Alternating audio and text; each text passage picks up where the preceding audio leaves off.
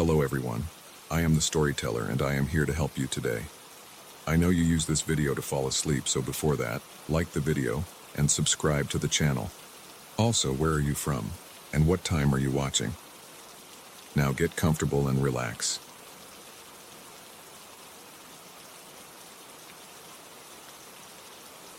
I never thought retiring at 55 would lead me to a dark corner of my own house. It happened last month, right after I made the decision to fix up the place by myself. I thought it would be a simple project. Just tear out some old materials, patch a few holes, and slap on new paint. But after I pulled down that ancient ceiling in the hallway, I saw a crack in the wall near the corner. It wasn't large. It looked more like a thin slit. I shined a flashlight on it. There was a faint buzzing sound coming from inside, like a faraway hum. At first, I figured it might be some kind of electrical wiring. I decided to investigate it later. But that same night, when I was finishing up, I heard a voice. It was a low, choked sound, like a whisper that got stuck halfway out of someone's throat. I want to be clear about what I heard. It wasn't a word. It didn't sound like a moan or a breath. It was somewhere in between. My first instinct was to check if someone had entered the house, but I was alone. I had locked all the doors and I kept the windows shut to keep the dust out. I walked through every room with a hammer in my hand, flipping on lights, checking closets, even looking behind furniture. Nothing. No sign of a break-in. No sign of another person. I went back to the hallway and stood there in front of that crack. The buzzing noise was softer now, almost like it got quieter when I came near. I pressed my ear against the wall. My heart pounded in my chest. I could feel a slight vibration under my palm. I felt a draft of cool air on my neck, but everything around me was closed. I didn't see any open vents. There was no wind outside that night. I told myself that air might be coming from the attic or some gap in the old ducts. I didn't believe myself, but I needed an explanation to stay calm. I slept badly that night. I kept replaying that whispered sound in my head. I had dreams about hidden rooms and someone trying to speak but never getting the words out. I woke up covered in sweat. The next morning, I told myself I was just tired from all the work. I got up, drank coffee, and tried to approach the day like it was any other project. I took my tools back to the hallway. I planned to widen that slit a bit to see if there was any mold or water damage inside. I tapped the drywall with a small hammer. The buzzing kicked up again. It felt like it responded to the tapping. My stomach dropped when I realized it wasn't coming from any wiring. It was coming from a specific spot, like something was behind the wall. I hesitated for a moment. I decided to put down a tarp and carefully cut out a small piece of drywall around the slit. I figured I could always patch it later. I placed the blade of my utility knife against the drywall and started cutting. The sound got louder, then stopped all at once. It was like someone turned off a switch. My hand shook a bit, but I kept going. After removing a section the size of a shoebox, I shined my flashlight inside. I saw nothing but darkness. I tried to reach in, but the gap was too narrow. The flashlight's beam didn't reveal any wires or pipes or anything else. I poked around with the end of a screwdriver, feeling for a stud or maybe a broken piece of lath. I heard a faint scrape of metal on wood, but that was it. There was no insulation in that part of the wall, just empty space that seemed deeper than I expected. After a while, I patched the hole and moved on. I told myself I'd check the rest of the house for structural issues. I thought maybe I'd call a contractor in the morning to get a second opinion, but I never made that call. That evening, I decided to work a bit more before bed. The hallway was quiet. I felt a chill as soon as I stepped into it, even though it was late summer and still warm outside. The new patch on the wall looked normal. I tapped it, no response. I kept my distance. There was a sense of pressure in the room, like the air was heavier than usual. I carried on, removing some loose boards from a corner near the floor. I wanted to see if the subfloor was rotten. It was around 9 at night, and the house felt oppressive. My skin felt clammy, like I couldn't cool down even with the fan on. I started to hear that buzzing again. It cut through the silence, even though it was quiet. I leaned back, turned off my work light, and stood there in the dark. I listened. The buzz rose and fell, kind of like a slow pulse. Then I heard the whisper. It was louder this time. I froze. My chest tightened, and my breathing grew shallow. The voice sounded choked again, like it was coming from someone who couldn't breathe. I stepped closer to the patched section. My fingers tingled. There was a sensation of cold on my left shoulder, like someone brushed ice against it. I whirled around, shining my flashlight behind me. Nothing was there. I said something like, "Who's here?" Or maybe I just mouthed it. My voice felt stuck in my throat. I glanced at the windows. They were sealed shut with plastic. There was no chance of a breeze. I didn't hear footsteps or movement, just that low voice. It faded after a few seconds, then the buzzing stopped. I stood there for a while, breathing hard and gripping the flashlight so tight my knuckles hurt. I decided to leave the tools where they were and go to bed. Sleep didn't come easily. I kept jolting awake, feeling like someone was leaning over me. Around 2 a.m, I went back to check the hallway. I don't know why. Something compelled me to make sure everything was all right. I walked in, turned on the overhead light, and stared at the wall. The patch job looked fine. I didn't hear anything unusual. I waited, leaning against the opposite wall, arms crossed. After about 5 minutes, I felt that cold breeze on my shoulder again. My entire body tensed up. My hair stood on end. I walked back to my bedroom, locked the door, and stayed under the covers until morning. Over the next few days, I tried to carry on with the renovation. I concentrated on painting other rooms, installing new door frames, and replacing some light fixtures. But every time I went near that hallway, I felt uneasy. The buzzing would start up again at random times. Sometimes it was so soft I almost doubted my own hearing. Other times it was strong enough to make the drywall vibrate. I could feel it through the handle of my screwdriver. I tried to record the sound with my phone. When I played the recording, I only heard static. I kept listening for the whisper. I never managed to capture it, but it happened at least 3 more times. Each time, my body reacted the same way. Shaky hands, dry mouth, a tightness in my chest. My eyes watered, and I felt my pulse hammering in my head.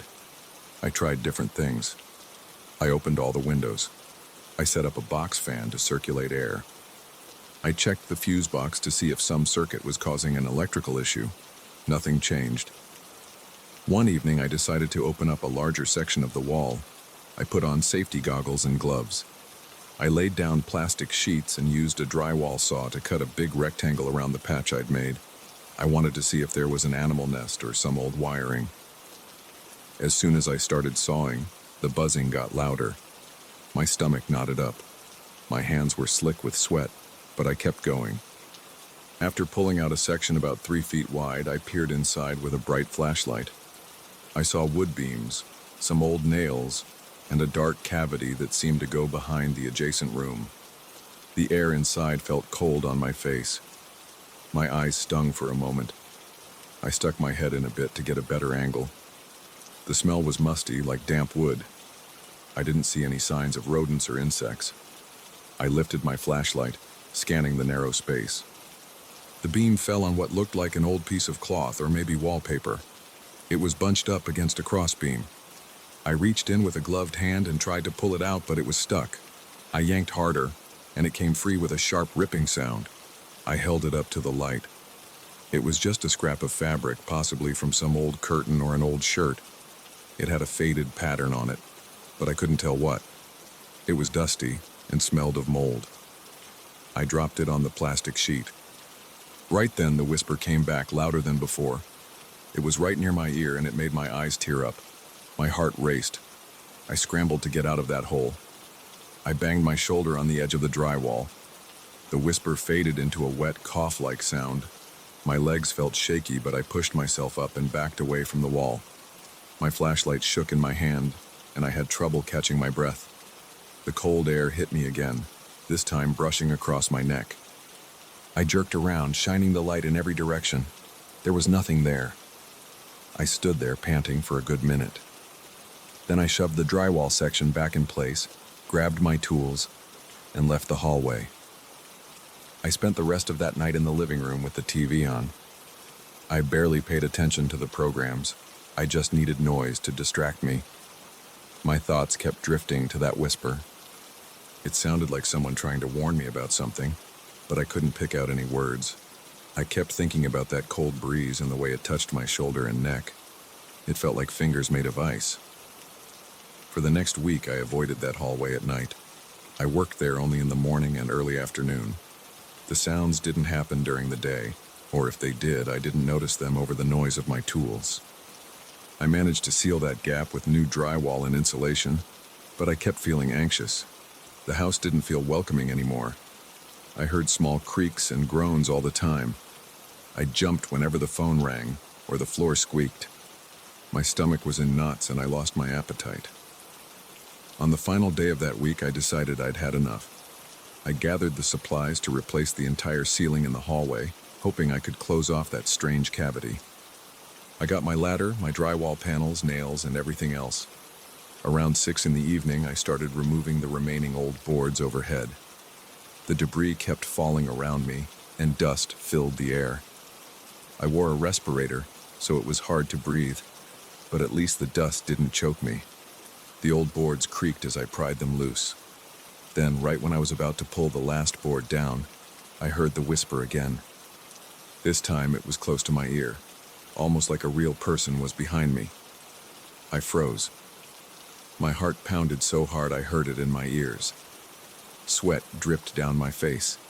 I forced myself to finish prying the board off. Dust rained down, and I heard that buzzing surge once more. It vibrated through the ladder. My arms felt weak and I almost dropped the crowbar, but I powered through, yanking the board free. It tumbled to the floor with a loud crash. I climbed down and moved back toward the wall, expecting the whisper to intensify, but it was silent. I glanced at the open cavity in the ceiling. It looked empty. The buzzing stopped as quickly as it started. I hauled out the debris, tossed it in the dumpster outside, and returned to measure and cut the new drywall. My hands shook while I worked. I kept glancing over my shoulder, half expecting to feel that cold touch on my skin again. I finished putting the new panels up around 10 at night. I taped and mudded the seams, then gathered my tools. My muscles ached, and my head throbbed from tension.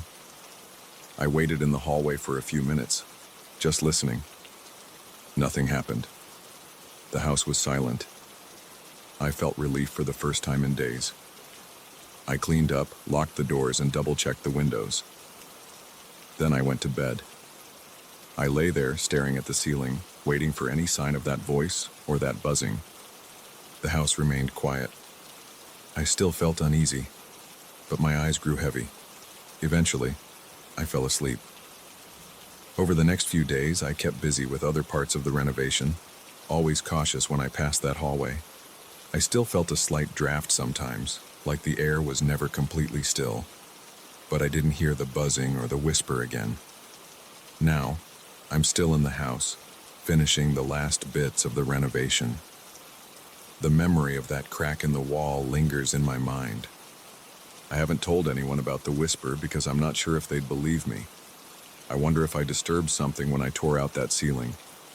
I still get a cold chill on my shoulder sometimes, but I pretend it's just my imagination.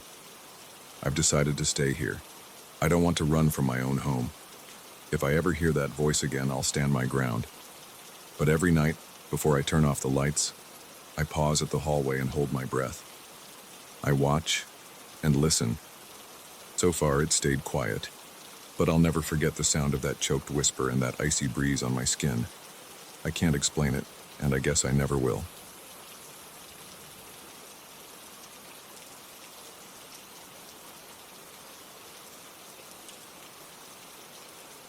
I still remember the stale smell when I walked into that abandoned photo studio.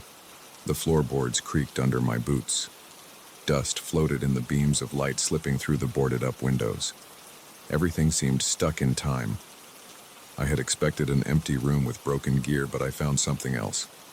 I found rows of cameras on shelves, film canisters scattered on a table, and negatives hanging from a line near the back. At first, I felt excited. I love analog photography, and the chance to explore an old studio felt like a gift. But as soon as I noticed those hooded silhouettes in the negatives, my stomach turned. It still does when I think about it.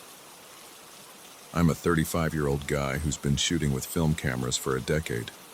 I learned it from my uncle, but I got hooked on the process myself. Developing film in a darkroom relaxes me. I like the smell of chemicals and the slow reveal of the pictures in the tray. I like the tactility of it all. When I heard about this studio, I drove over on a Friday afternoon. It was on the edge of town, tucked between a boarded-up bookstore and a vacant restaurant. The front door was locked, so I walked around the side and found a broken window. It was big enough for me to crawl through. I got inside and landed on a dusty floor. My heart pounded, but I was more curious than nervous. The front room looked like a reception area. There was a counter with an old telephone and a stack of yellowed receipts. Chairs lined the walls, their upholstery ripped and sagging. I noticed a strong smell of mold. I also noticed how quiet it was in there. No traffic sounds, no wind, just my own breath. I stepped past the counter and moved to a door that led into the actual studio space. That's when I noticed all the equipment. There were light stands, tripods, and big old umbrellas for flash photography. Everything looked like it had been sitting there for at least 10 or 15 years. Spiderwebs covered the corners. My boots left footprints in the dust. I remember feeling a wave of excitement at the thought of rummaging around for vintage cameras or maybe some old film stock. Then I saw a row of negatives hanging near the back wall. The negatives were clipped to a thin wire, the kind used in dark rooms.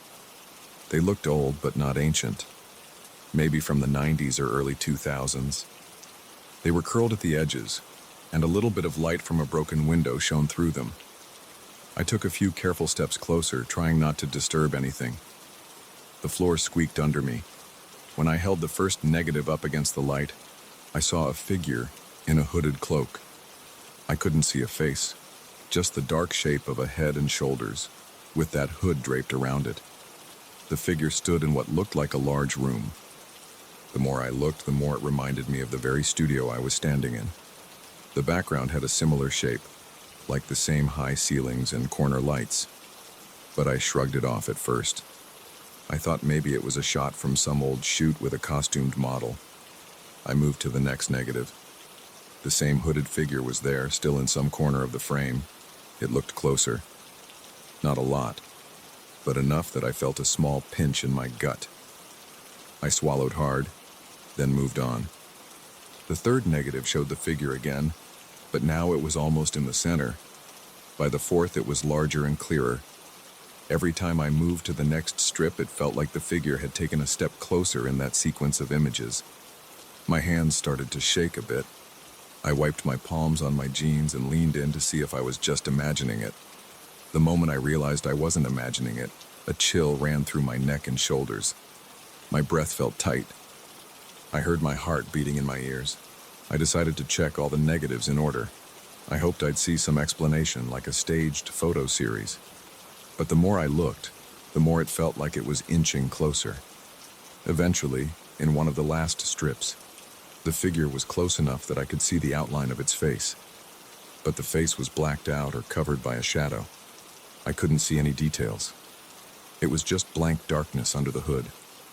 I dropped that strip on the table and took a step back. My pulse was racing. I felt a sensation of pressure in my chest. My mouth was dry. I tried to calm down. I told myself it was just an odd series of photos. Maybe the photographer was experimenting with some horror concept.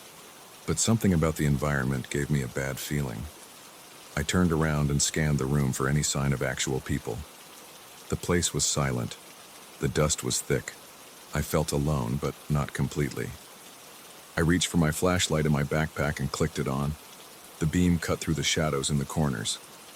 I didn't see anyone, just old equipment. A few boxes were piled near a door that might have led to a closet or dark room. I forced myself to approach the negatives again. I wanted to examine them more systematically.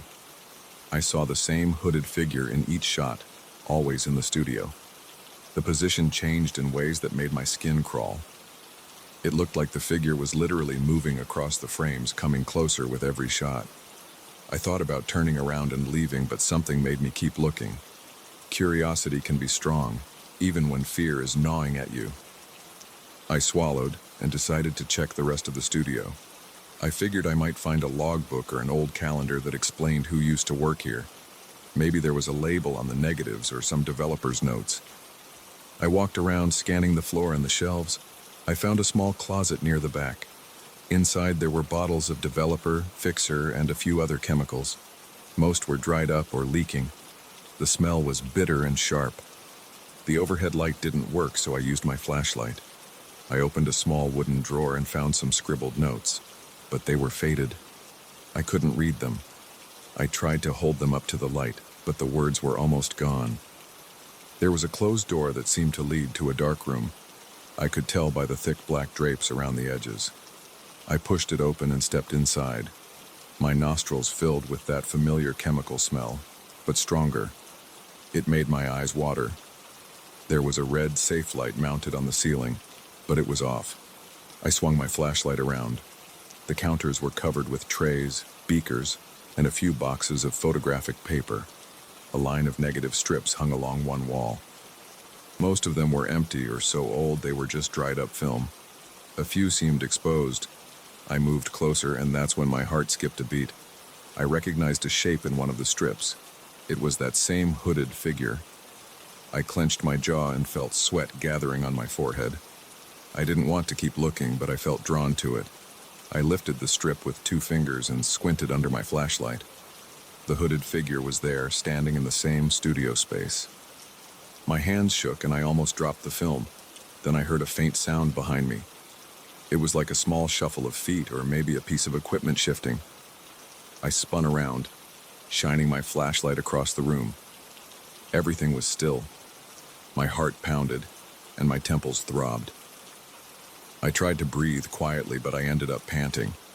The air felt thick.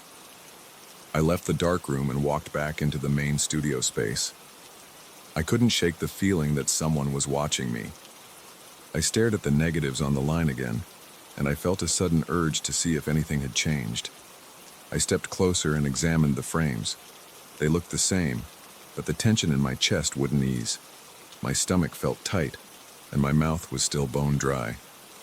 I glanced around the room for a sign of movement or a shadow that shouldn't be there. The windows were boarded up, so the only real light source was my flashlight and a few cracks in the planks. I tried to shake off the paranoia. Then I spotted a small table near the back with a couple of old cameras on it. They were dusty and had some film still inside. I decided to check them for more clues. I walked over, picked up one of the cameras, and carefully rewound the film. I popped open the back, pulled out the roll, and held it in my hand. The label was faded, so I couldn't tell exactly what brand it was. I thought maybe I could develop it at home, but I felt uneasy about doing that. Still, curiosity won out. I slipped the roll into my backpack. It might hold answers, or at least confirm who shot these images. My hands were still trembling, so I wiped them on my jacket. I heard another creak from somewhere.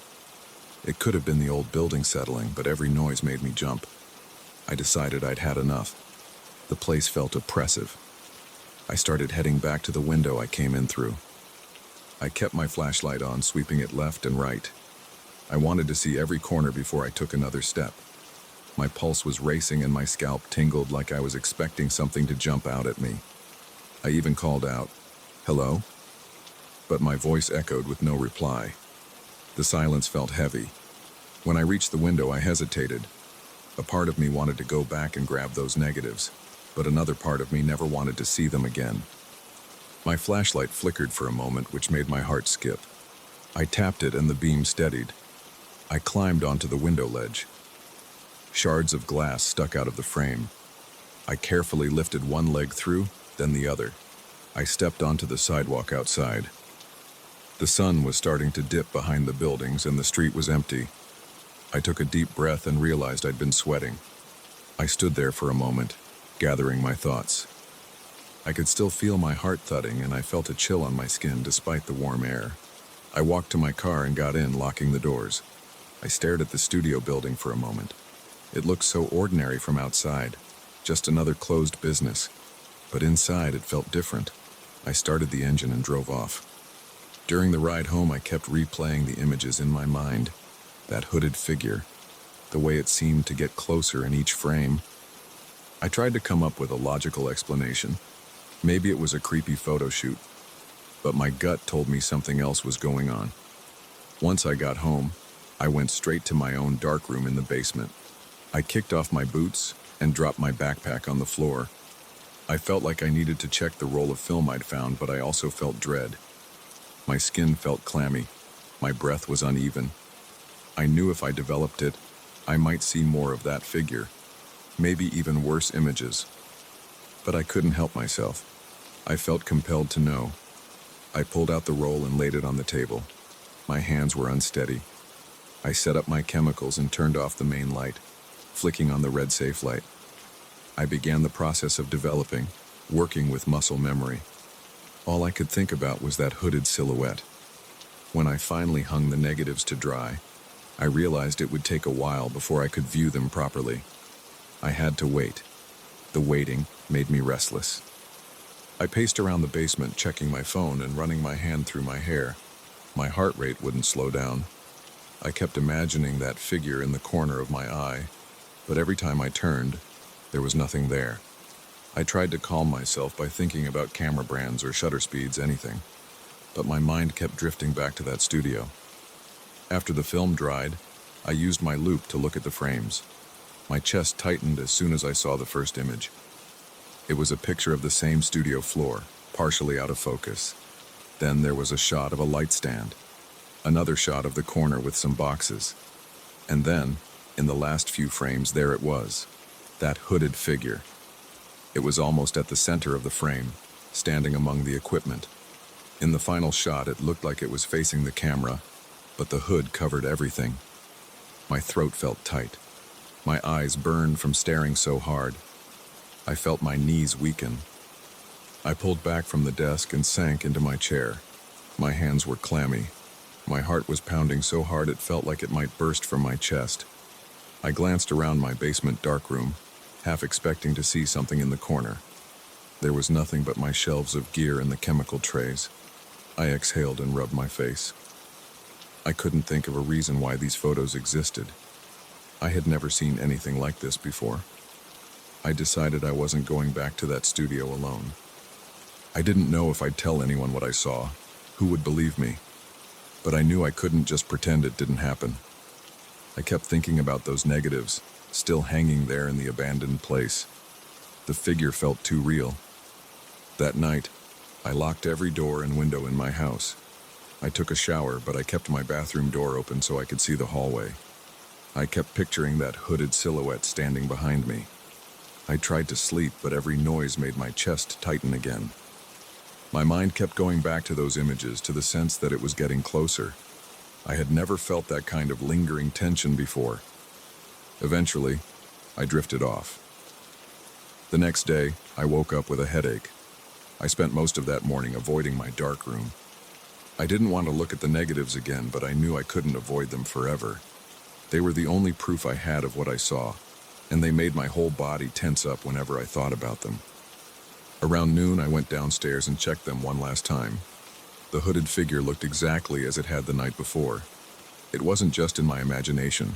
Those frames were real. I'm telling this story because I haven't been able to shake the feeling that something followed me out of that studio.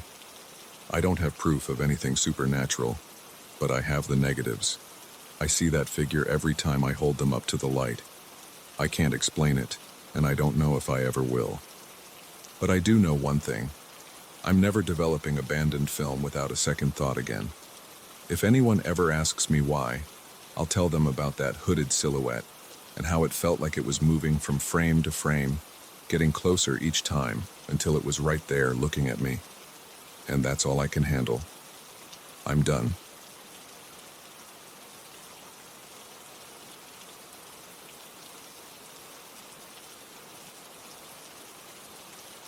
I parked my truck on the gravel shoulder and stepped out. The air felt cool on my face, and the ground under my boots felt loose. I glanced around and didn't see any passing cars or people. The place looked deserted.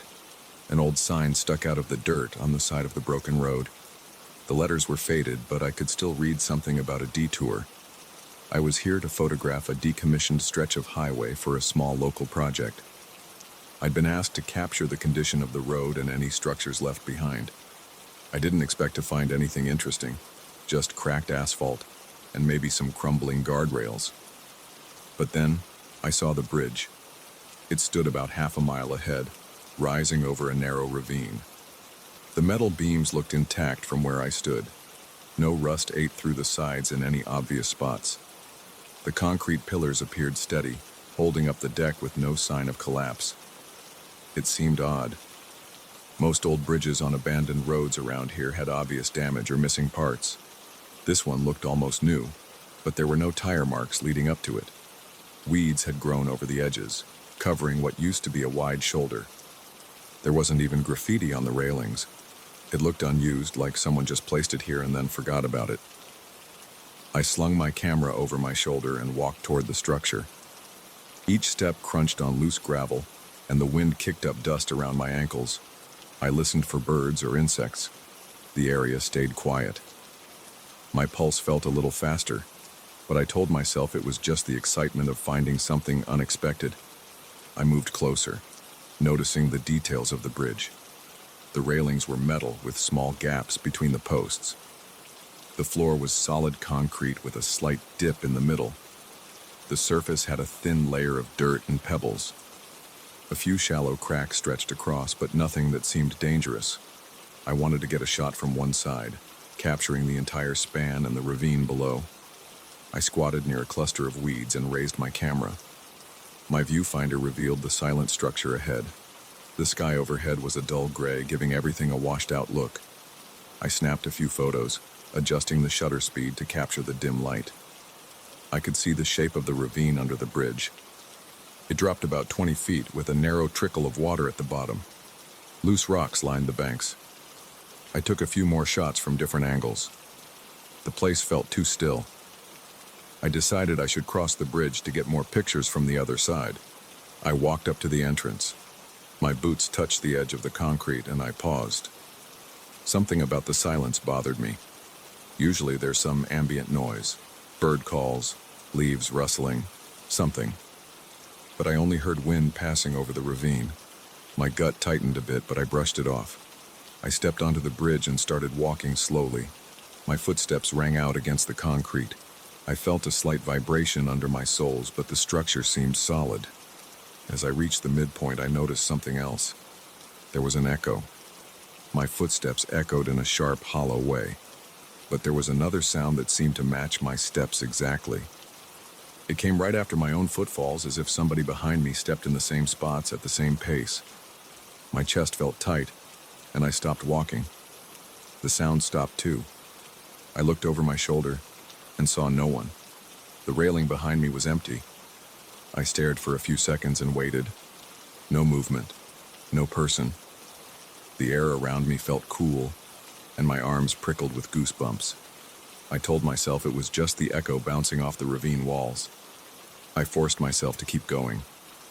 I took another step and the echo followed in perfect rhythm. Step, step. I moved faster. Step, step, step, step. The matching sound stayed with me. It felt like someone imitating my exact movements. My mouth went dry. I pressed my tongue against my teeth and tried not to panic. I was almost at the far side of the bridge. I told myself it was just the acoustics. Maybe the shape of the ravine caused a weird echo. I reached the end and stepped onto solid ground. Dirt and grass greeted me.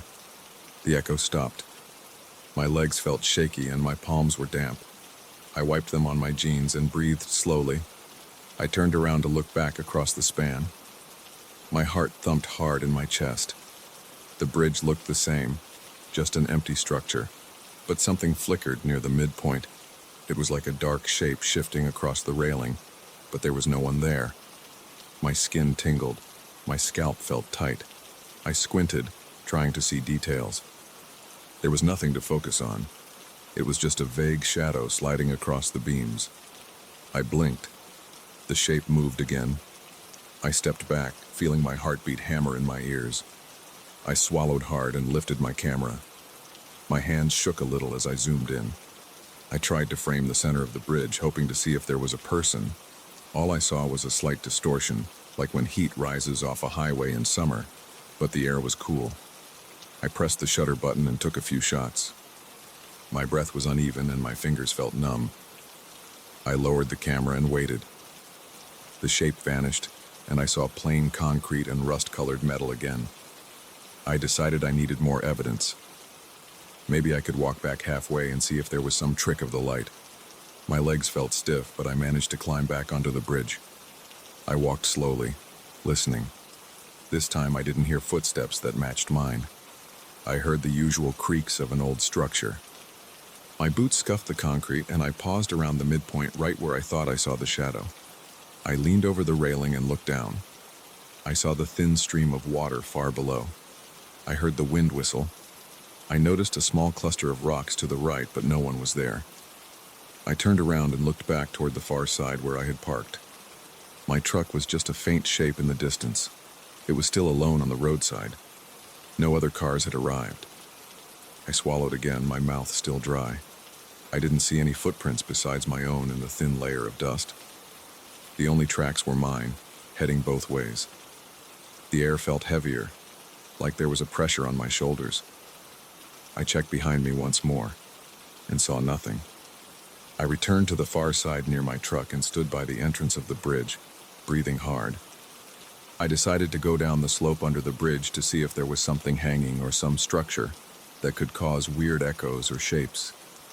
The ravine slanted steeply, but there were a few footholds and clusters of brush I could use for support. I held on to the metal guardrail at the edge of the road, then lowered myself onto a small ledge of dirt. My boots slipped, sending small rocks tumbling down. I steadied myself with one hand against the slope. My arm shook from tension. I moved slowly, sliding down bit by bit. When I reached the bottom, the air felt damp. The trickle of water sounded louder up close. The underside of the bridge loomed above me. The concrete beams intersected in a grid pattern. I didn't see anything unusual. No ropes, no hidden structures, no sign of recent repairs. Everything looked old and unused. I walked along the shallow water, stepping on stones to keep my feet from getting soaked. My boots sank into wet gravel a few times. I craned my neck to look up at the beams. Spiders had built webs, and there were small patches of mold. I couldn't see any reason for that odd echo. The place looked normal, just abandoned. I heard a small sound behind me, like pebbles shifting. I spun around fast, my hands clenched into fists. A couple of loose rocks rolled down from the slope, kicked by the wind or maybe just gravity. Nothing else moved. My pulse pounded in my temples. I glanced left and right, then forced myself to exhale slowly. I finished a quick inspection of the underside of the bridge. I snapped a few more photos, though my hands were still shaky. Then I climbed back up the slope, slipping once on loose dirt and scraping my palm on a rock. It stung, and I saw a thin line of blood appear. I grimaced and wiped it on my jeans. Back on the road, I felt a wave of relief. I looked at the bridge again. It appeared the same, silent and abandoned. I thought maybe my mind had played tricks on me, triggered by the isolation and the strange echo. I decided to keep working. I had a job to finish. I took a few steps closer and started walking across the bridge one more time, just to get additional shots from various angles. My heart still raced a bit, but I tried to focus on the camera settings, the composition, the frames I needed. As I reached the middle, I heard footsteps again. They matched mine, step for step. My spine tingled and I felt my breath catch in my throat. I tried to keep moving, my boots felt heavy. Each time my foot landed, I heard an echo that didn't sound like a normal echo. It sounded like an actual set of boots on concrete. My stomach tightened, and I pushed forward. When I got close to the far side, the footsteps faded. I let out a loud breath. The tension in my chest made it hard to breathe normally. I reached solid ground again and turned around. I saw a shadow near the midpoint. It looked dark and shaped like a person, but I couldn't see any features. It moved along the railing, then it slipped behind one of the metal beams and disappeared. My hands trembled on the camera, and I lifted it automatically. I snapped 3 quick photos. My breath was shaky and my heart thumped. The shadow was gone by the time I lowered the camera. I gripped the railing, leaning forward to see if it hid behind a post. There was nothing. I felt a cold sweat on my forehead. My legs were stiff. My mind raced with questions, but I tried to stay calm. I walked back a few steps onto the bridge, my camera ready. I called out, "Hello?" My voice sounded too loud in the silence. Nobody answered. My voice echoed off the metal beams. I walked a little farther, expecting to see that shape again. The surface under my feet felt solid, but each step made me flinch. I reached the spot where I thought I saw the shadow. The air felt colder. My arms tingled. I looked around, then checked under the railing. I found only empty space and the drop-off to the ravine. My breathing was quick and shallow. I felt a wave of anxiety and stepped back, afraid to linger in that spot. I decided I had enough photos and enough of this place. My nerves were shot. I turned around and headed back across. I tried to keep my eyes forward. When I neared the side where my truck was parked, my pace quickened. My boots stomped harder, and the matching echo stomped along with me. It got louder. It felt like it was right behind me, breathing down my neck. A shudder went through me. My entire body felt tense, like I was bracing for a blow. I rushed to the end, jumped off the bridge deck, and spun around. The footsteps stopped. The bridge stood empty, but a shadow moved along the left railing. I saw it drift behind one of the beams. My throat tightened. My grip on the camera felt slick with sweat. I stared, waiting for the shadow to appear again. I didn't see it. I didn't hear any movement, just the whistling wind and my heavy breathing. I backed away until my legs bumped against the trunk of my truck. I opened the door with clumsy fingers and tossed my camera onto the passenger seat. I scanned the area one last time, scanning the entire length of the bridge. Still nothing. I felt short of breath and wiped my forehead with my sleeve. I stepped around to the driver's side, got in, and slammed the door. My hands shook as I put the key in the ignition. The engine rumbled to life. I turned the wheel and pulled onto the gravel, heading away from the bridge. I stole one last glance in the rearview mirror. The structure looked empty. The metal beams glinted dully under the gray light. Then, for a brief second, I thought I saw a dark outline standing at the entrance. My chest tightened again and I tore my eyes away, focusing on the road ahead. As I drove, the tension in my body started to ease, but my heartbeat stayed rapid. My hands gripped the wheel, and I kept checking my mirrors. The road was a mess of cracks and weeds, so I had to steer around potholes. There were no other vehicles in sight. After a few minutes, I reached a gate that looked rusted and half-broken. I slipped through it and found the main highway. Cars rushed by in the distance, and I could hear normal traffic noise again. I pulled over on the shoulder for a moment and cut the engine. My breathing still felt shaky, and my shirt clung to my back with sweat. I felt confused and unsettled. I'd never experienced anything like that. But I had photos. I could check them later to see if I captured that strange shape or if it was a trick of the light. I planned to send the pictures to the folks who asked for them, but I wasn't sure how to explain what I saw. My mind replayed the footsteps matching mine, the sense of being followed, and the sight of that moving shadow. I rubbed my eyes. My pulse was still racing. I took a few deep breaths to steady myself. I started the truck again and merged into traffic, heading home. My reflection in the rearview mirror looked pale and tense. I told myself it was just an old abandoned spot with some acoustic oddities and weird lighting. But my body remembered the feeling of something behind me. I could still feel the cold sweat on my arms. I could still hear those footsteps. My camera bag sat on the passenger seat and I glanced at it every few seconds, wondering what those photos would show. I reached my driveway after a long, tense ride. I stepped out of the truck, locked it, and went inside. I set the camera on my kitchen table and flicked on a lamp. My hands were unsteady as I scrolled through the images. The shots of the bridge looked normal at first. Wide shots of the span, some details of the rust and cracks. Then I found the shots I took when I saw that shadow. I zoomed in. At first I saw nothing, just the metal beams and the empty deck. Then, in one frame, I saw a faint dark shape near the railing. It looked like a blurred form. It wasn't a person, but it resembled a figure. My mouth went dry again and my heartbeat sped up.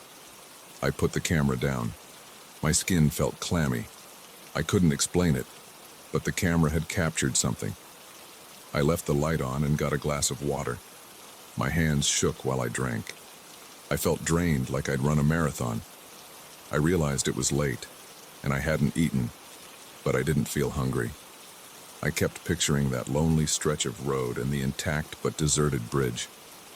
I kept hearing those footsteps echoing with mine. I remembered the shadow that moved when there was nobody standing there.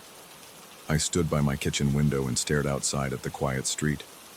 I could see a few porch lights in the distance, some parked cars. It felt normal, safe, but my stomach still churned. My limbs still felt shaky. I closed the curtains and locked the window. Then I sat down at the table again, looking at the camera. I knew I had to send those photos off. But I also knew I'd never see that bridge the same way again. I wondered if I should even go back. My body told me no. I decided I'd send the photos as is and let them figure out the rest. I was done with that place. I didn't want to hear those footsteps behind me ever again.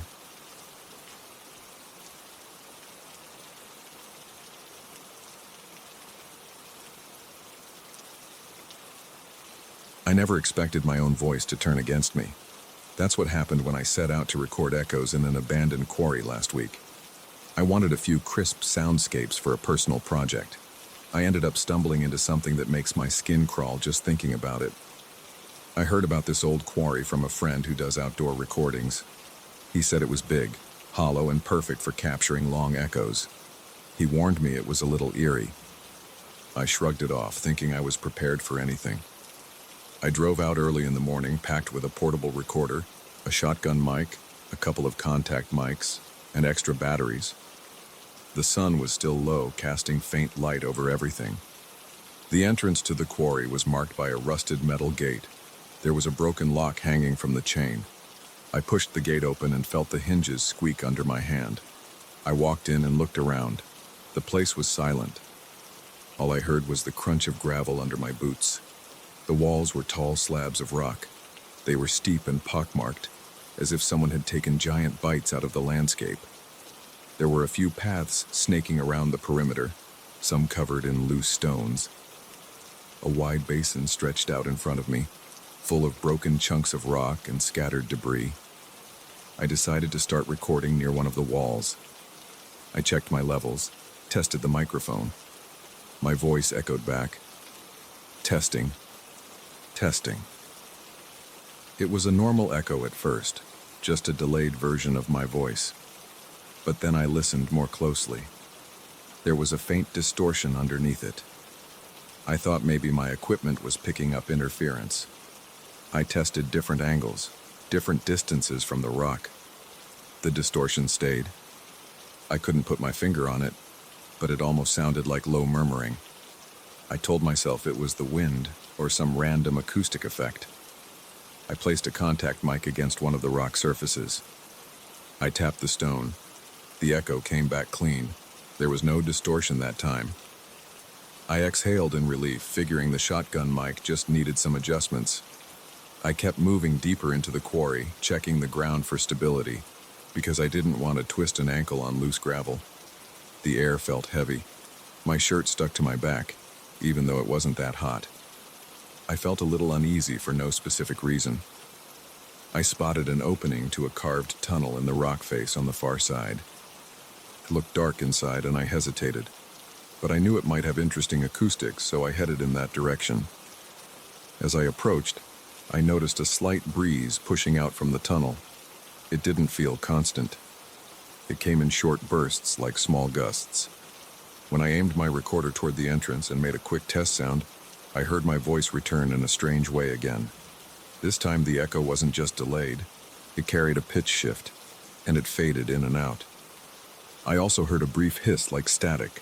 I stood there, frowning, adjusting my gear. I said my name into the mic. Lucas. The echo came back. Lucas. Then I heard something else behind that echo. It was a whisper. Lucas. It overlapped with my voice. I stopped, pulled the headphones off, and glanced around. There was no one there. I put the headphones back on and replayed that last recording. It was the same thing. My name, repeated 3 times if I counted the original plus the echoes. I felt a prickling on the back of my neck. My heartbeat sped up. I told myself it might be a trick of the echo or maybe my mind playing games. I wanted a better sample, so I hit record again. This time I didn't say anything. I just stood there, holding my breath, letting the recorder pick up ambient sound. I heard the faint breeze, my own breathing, and a distant drip of water. Then something brushed across the microphone input like a soft whisper. I heard a shape of a word, though I couldn't make it out. I replayed it 3 times, but it was too quiet to decipher. I walked into the tunnel entrance, shining a small flashlight on the walls. They were damp in some places and covered in a layer of dust in others. Old mining equipment was scattered around, broken rails and bits of cable. A few supports lined the walls, but they looked worn. I set my gear bag down and tried a few claps, checking the echo profile. The returns were short. Still, I noticed that faint distortion. It made my recording sound off, like there was an extra layer beneath the clap. It reminded me of muffled speech, but I couldn't make out words. I decided to head back outside to explore more of the quarry. I felt uneasy in that tunnel, like something was hovering just out of sight. Outside, I circled around the basin, looking for a better spot. The ground sloped downward in some places, and I saw clusters of boulders that formed narrow passages. The sunlight was bright, but it felt weak inside those passages, as if the quarry walls were swallowing it. I set up near a large rock formation. I laid a contact mic on a flat surface and tapped a few rhythms. The echo repeated them, but I kept hearing that subtle distortion in the background. I took a step back to listen carefully. That was when a gust of wind kicked up from somewhere behind me. It carried a swirl of dust that spun around my ankles and rose up. For a second, it formed a vague outline in front of me. The shape was about the height of a person. It seemed to shift and move as the dust swirled. Then it collapsed back onto the ground. I stared at that spot, breathing hard. My chest felt tight. I glanced around, expecting to see someone, or at least hear something, but I only heard my own breathing. I walked around, checking if there was any gap in the rocks that might explain the sudden wind. I didn't see any. The air was still after that gust. It was almost suffocating. I felt sweat on my forehead, and my stomach churned a bit. I pulled out a water bottle and drank. The water tasted stale, even though I had filled the bottle that morning. I coughed, trying to get rid of the dryness in my throat. I started to wonder if I should leave. I was alone, feeling jumpy. But I hadn't captured the clear echo samples I wanted yet, and part of me refused to give up. I decided to explore a little further, toward the back corner of the quarry. As I walked, I looked up. The walls seemed to tower even higher, and I noticed old rope ladders hanging from a ledge. They looked rotten and half buried under rocks. The entire place felt lifeless. No birds, no insects. Just me. I found another opening that led to a smaller side chamber. It wasn't as deep as the tunnel, but it was dark enough that I needed my flashlight again. I walked inside, my boots scraping over loose stone. I set the recorder on a flat rock and pressed record. Then I said, "Hello?" in a low voice. The echo returned. "Hello?" followed by a soft hiss. I played it back. I heard my voice, the echo, then something that sounded like breathing. I leaned in, focusing. I heard that whisper again. "Lucas." The hair on my arm stood up. I couldn't ignore the tension in my gut. I stepped out of that chamber and headed back to the central basin. I wasn't sure what was going on, but it felt wrong to linger. Still, I wanted more proof. I thought maybe if I captured something unmistakable, I could analyze it at home. So I decided to do one final test in the open basin. I placed the recorder on a small tripod, facing a tall wall. I moved about 20 feet back and spoke at a normal volume. "This is Lucas. Final test." The echo bounced off the wall. "Lucas. Final test." I waited. For a few seconds, there was nothing else. Then a gust of wind blew, but this time it was stronger. It stung my eyes with dust.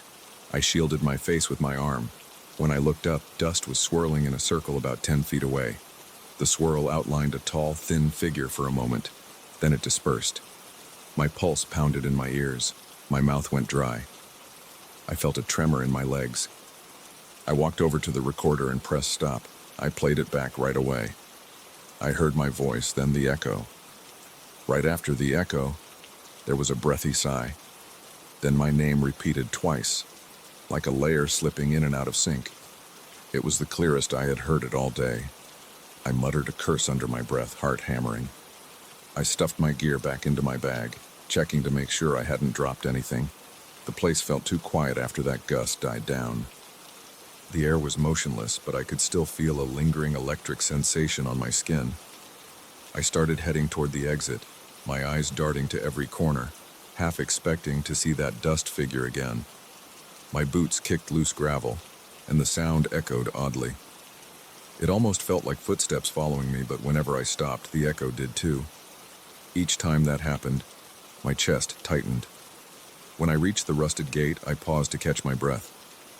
I leaned against a chunk of concrete by the entrance. My hands were shaking a little. I forced myself to take slow breaths. Then I heard a faint whisper close by. It was the same soft voice saying my name. I looked around. No one was there. I couldn't see any movement in the quarry behind me. I grabbed my bag and walked quickly to my car. I opened the trunk, tossed my equipment in, and slammed it shut. As soon as I got in the driver's seat, I locked the doors out of instinct. My heart was racing. I turned the key and the engine started right away. I pulled out onto the main road, glancing at the rearview mirror. The quarry entrance shrank behind me. My mind kept replaying those echoes and that dusty outline. My throat felt tight, and I kept swallowing, trying to stay calm. I drove for about 10 minutes without turning on the radio. I was too keyed up to listen to anything. Finally, I pulled over at a small clearing by the side of the road, wanting to check my recordings on a better headphone set. I plugged my better headphones into the recorder and queued up the last file. I heard my voice, the echo, then that layered whisper. It was still there, even clearer with the higher quality headphones. My name repeated twice, then a soft exhale. The tone felt unnatural. I could hear tension in that whisper, like it was straining to say my name. I yanked the headphones off. I sat there, breathing hard, hand gripping the steering wheel. My mind was racing. I stared at the recorder as if it might explain itself, but there was nothing else to do. I carefully packed it away and got back on the road. My mouth felt sour. I kept swallowing, but it didn't go away. My hands felt clammy on the wheel. I just wanted to get home. That night, I offloaded the recordings onto my computer. I listened to them in my home studio, where I usually do my editing. I played them at a lower volume because I felt on edge. Each file had that same distortion, though it varied. Some files had that sigh. Some had a faint rush of static.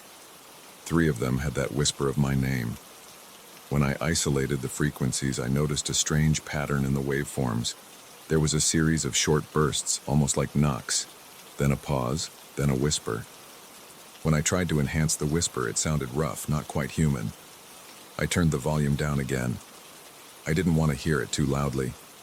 I gave up on analyzing them that night. I was too tense, and the air in my apartment felt stuffy. My arms were covered in goosebumps. I left the project for the next day. Sleep was restless. I kept picturing that swirling dust forming a shape in front of me. Every time I closed my eyes, I heard that faint voice calling me from the darkness. The next morning, I woke up feeling groggy.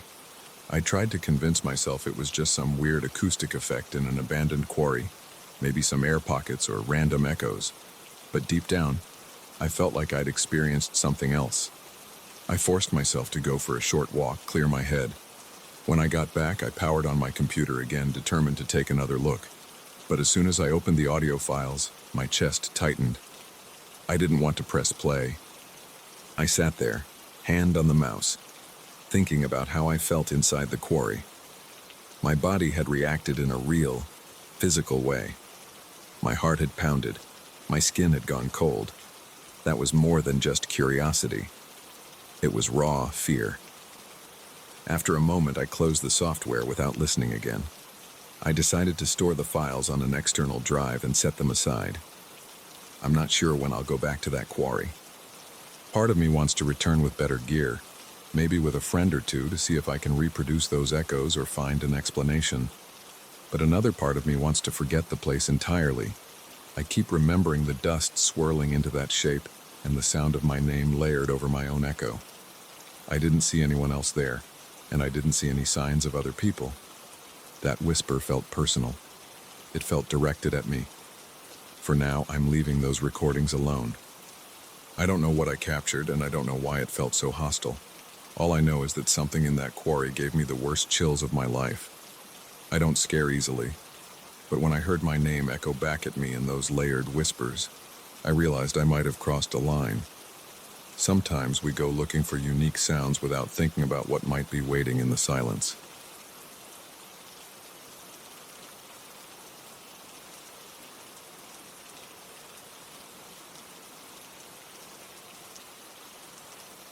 I swung the front door open and stepped into the hallway.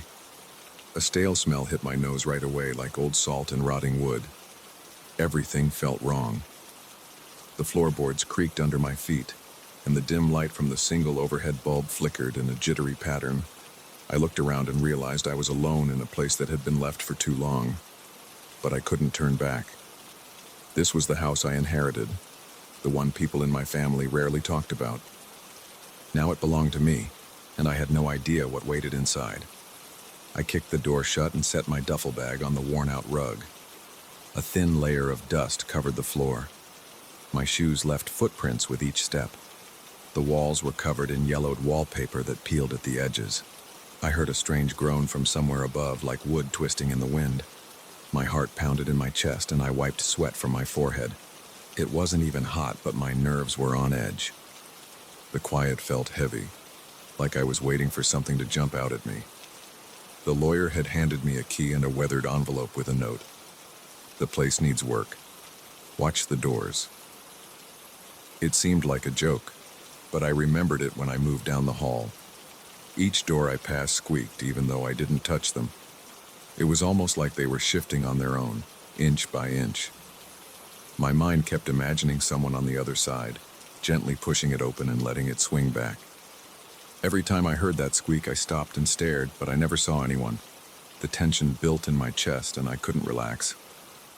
I looked inside the living room. There was no furniture except for an old couch that sagged in the middle. The cushions were torn, and scraps of stuffing clung to the springs.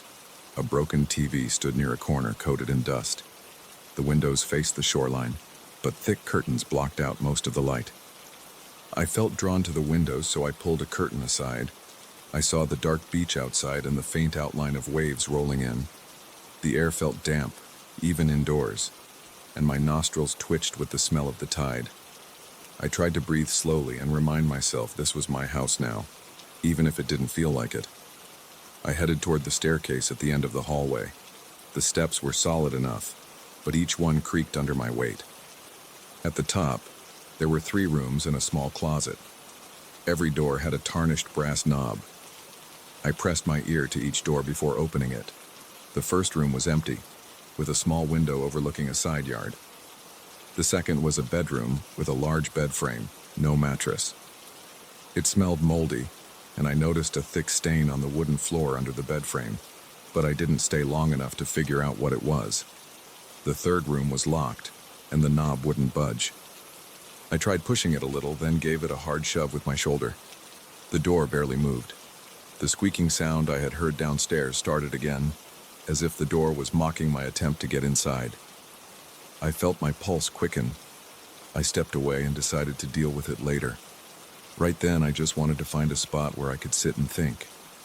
I remembered there was a basement. The lawyer had mentioned something about old junk down there. I found the door to the basement near the kitchen. It was a plain wooden door with rust around the hinges. When I turned the knob, I expected resistance, but it opened right away. A dark staircase disappeared into blackness below. A musty odor drifted up. I flipped a switch on the wall and a single bare bulb flickered to life, revealing concrete steps and damp walls. I started down slowly. I got about halfway before I smelled something worse than the musty air. It was like wet metal and mildew combined. My stomach churned. I forced myself to keep going. The bulb's light was weak, so I kept my hand on the wall to steady myself. My fingers felt slimy residue. I tried to wipe it off on my jeans, but it left a sticky smear. At the bottom of the steps, there was a wide room with a low ceiling. Boxes were stacked along the walls. A few old chairs were scattered around. Then I heard a faint rattle, like metal on metal. I froze and listened. It sounded like chains dragging across the floor, but I couldn't see where it came from. I noticed a door to the right. It had a heavy padlock that was covered in rust. The chain around it looked old and discolored, and I wondered if that was the source of the sound. I walked closer and nudged the chain with my foot. It made a dull rattle but didn't match the earlier sound. My heart thumped in my ears.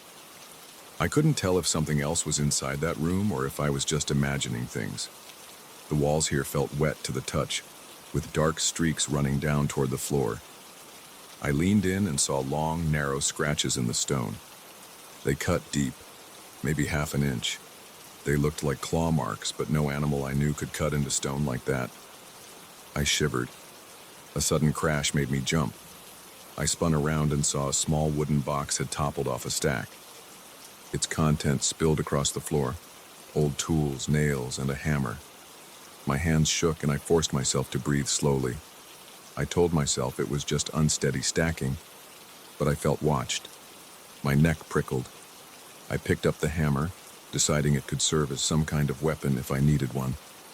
Another rattling sound came from behind the locked door. I stepped closer. A trickle of water dripped from overhead, hitting my shoulder. The cold droplets made me flinch. My instincts told me to go back upstairs. I listened to that feeling. I rushed up the basement steps, taking 2 at a time. I locked the basement door behind me and leaned against it.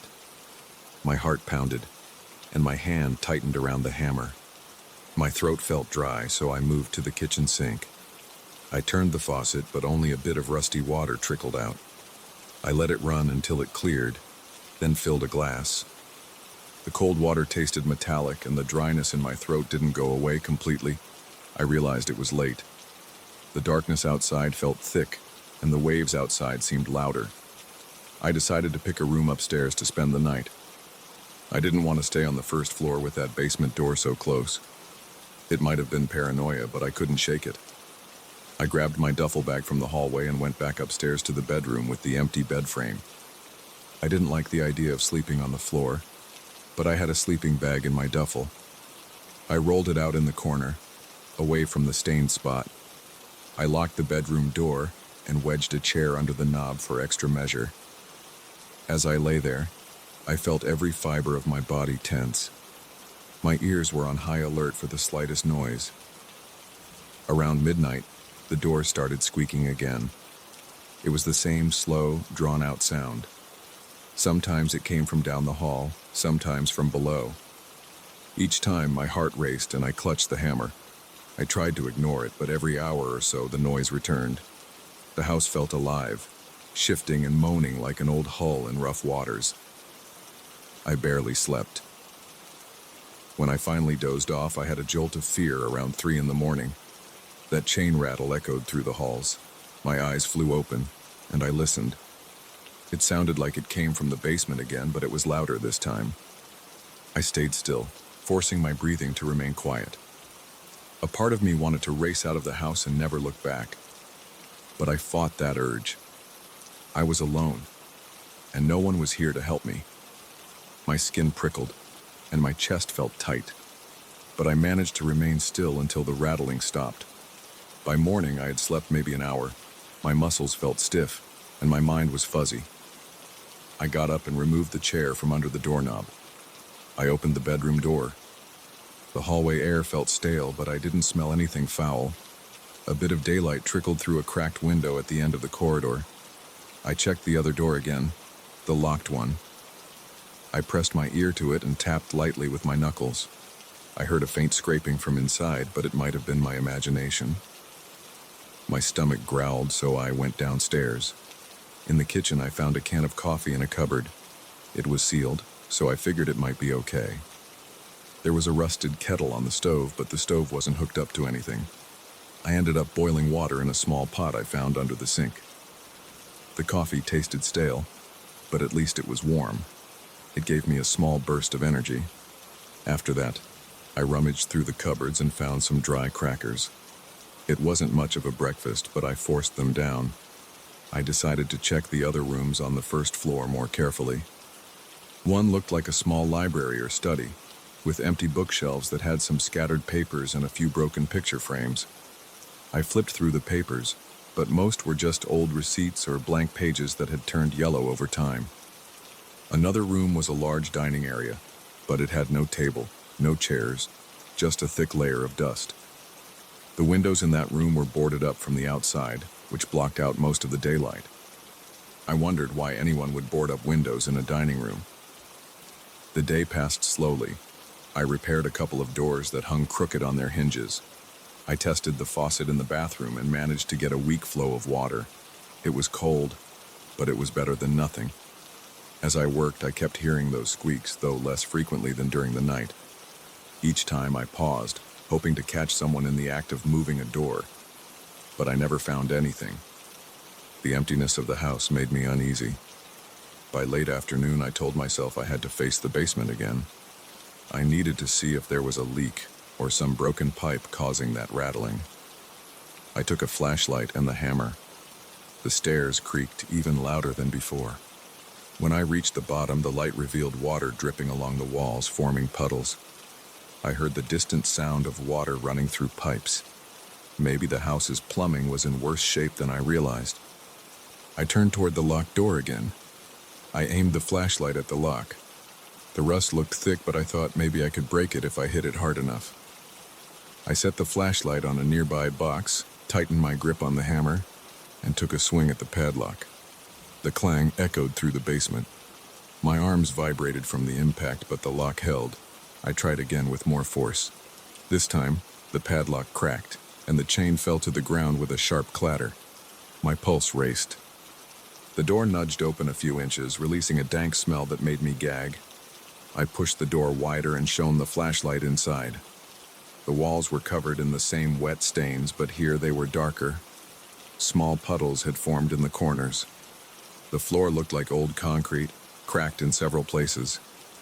There was a large metal ring set into the far wall, with a piece of broken chain attached. It might have been used to tie something up. My stomach tightened at the thought. I stepped inside. The room was empty except for a table with rusted metal parts on top. I leaned in and saw what looked like nails, bolts, and a twisted piece of piping.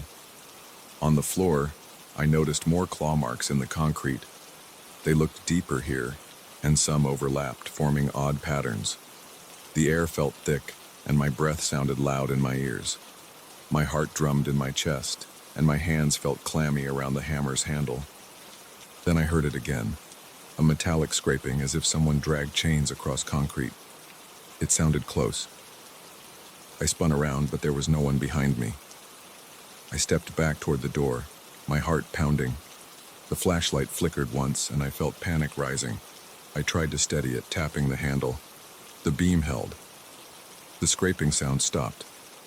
The room was still. My hands shook, and I realized I was gripping the hammer so tightly that my knuckles hurt. I moved to the corner of the room, checking for hidden doors or vents. There was nothing but damp concrete. I ran my hand across one of the claw marks. The edges were rough, and my fingertips felt gritty. It took some effort to pull my hand away. That's when I noticed the faint outline of footprints on the floor leading toward the metal ring. They were the size of a person's feet, but the edges were smudged, like they had been dragged. My throat tightened, and my mouth went dry. I backed away, not sure what to do. I felt a drop of water land on my wrist. I looked up and saw moisture collecting on the ceiling. Tiny droplets formed and fell in slow intervals. Each drop echoed in the silence. That chain rattle echoed again, this time from somewhere above. I stared at the open door, struggling to keep my focus. My mind conjured images of someone or something lurking in the house, dragging chains and scratching the walls. My chest felt tight, and I wanted to run. But I forced myself to walk calmly back to the basement stairs. I moved one step at a time with the hammer raised. My breathing was shaky, and the sweat on my forehead felt cold. When I reached the top, I slammed the door shut and slid the deadbolt in place. Then I pushed a heavy cabinet in front of it. My arms trembled as I did this, and I felt drained. I didn't know what was in that basement, but I didn't want it getting upstairs. My stomach turned at the idea of spending another night here, but I had nowhere else to go. This was my house now, like it or not. It felt like a prison more than a home. I forced myself to eat a quick meal of leftover crackers and some jerky I had in my bag. I washed it down with lukewarm tap water. Every swallow felt like a chore. I avoided looking at the door to the basement. I kept glancing at the clock on the kitchen wall. It was an old analog clock with a second hand that ticked loudly. I realized how the ticking matched my heartbeat. Night fell again, and I found myself in the living room, staring at the boarded windows. The wind outside picked up, and I heard the ocean surge against the shore. The squeaking doors started again, one after the other in a slow, repetitive cycle. I paced the living room, my arms tingling with nervous energy. At some point, I heard a faint tapping sound from the ceiling. I looked up, not sure if it came from the attic or the second floor. The tapping stopped, then the chain rattling returned, muffled behind the basement door. My mind buzzed with questions. I felt sweat trickle down the back of my neck. I decided I wouldn't sleep upstairs. I pulled the couch cushions to the floor and formed a makeshift bed in the living room. I kept my flashlight and hammer at my side. My body was exhausted, but my mind refused to rest. I lay there, listening to the house creak. The repeated squeaks of doors opening on their own never stopped. Each time I pictured someone pushing them. I closed my eyes, but every little noise jolted me back to alertness. Eventually, exhaustion took over, and I drifted into a light sleep. My dreams were scattered fragments of wet walls and scraping claws. I woke up sweating, with my hands clenched around the hammer. I listened for a while. The squeaking had paused. The chain rattling was silent. It was just before dawn, and a thin line of pale light peeked through a gap in the window boards. I slowly got up and stretched. My muscles protested, sore from tension. The musty smell was worse than ever. I thought about what to do next. Maybe I would call a contractor or someone who could help figure out these structural problems. Maybe the strange noises had a logical explanation. I was still freaked out, but I wasn't ready to give up. My head throbbed from lack of sleep. I just knew I couldn't keep going like this. I had to find a way to fix the house, or at least make it safe. I was determined to do something about those squeaking doors, the rattling chain, and whatever was down in the basement. So I stood there, breathing in stale air, ready to face another day in this lonely house by the sea.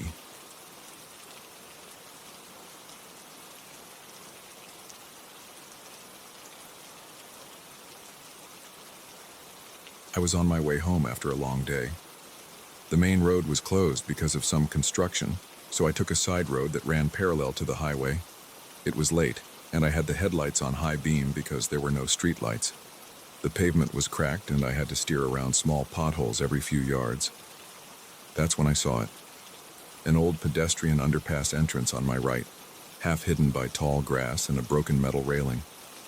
I felt an itch in my gut. Something about that tunnel called to me, and I decided to stop and check it out. I was tired, but my curiosity was stronger than my urge to get home.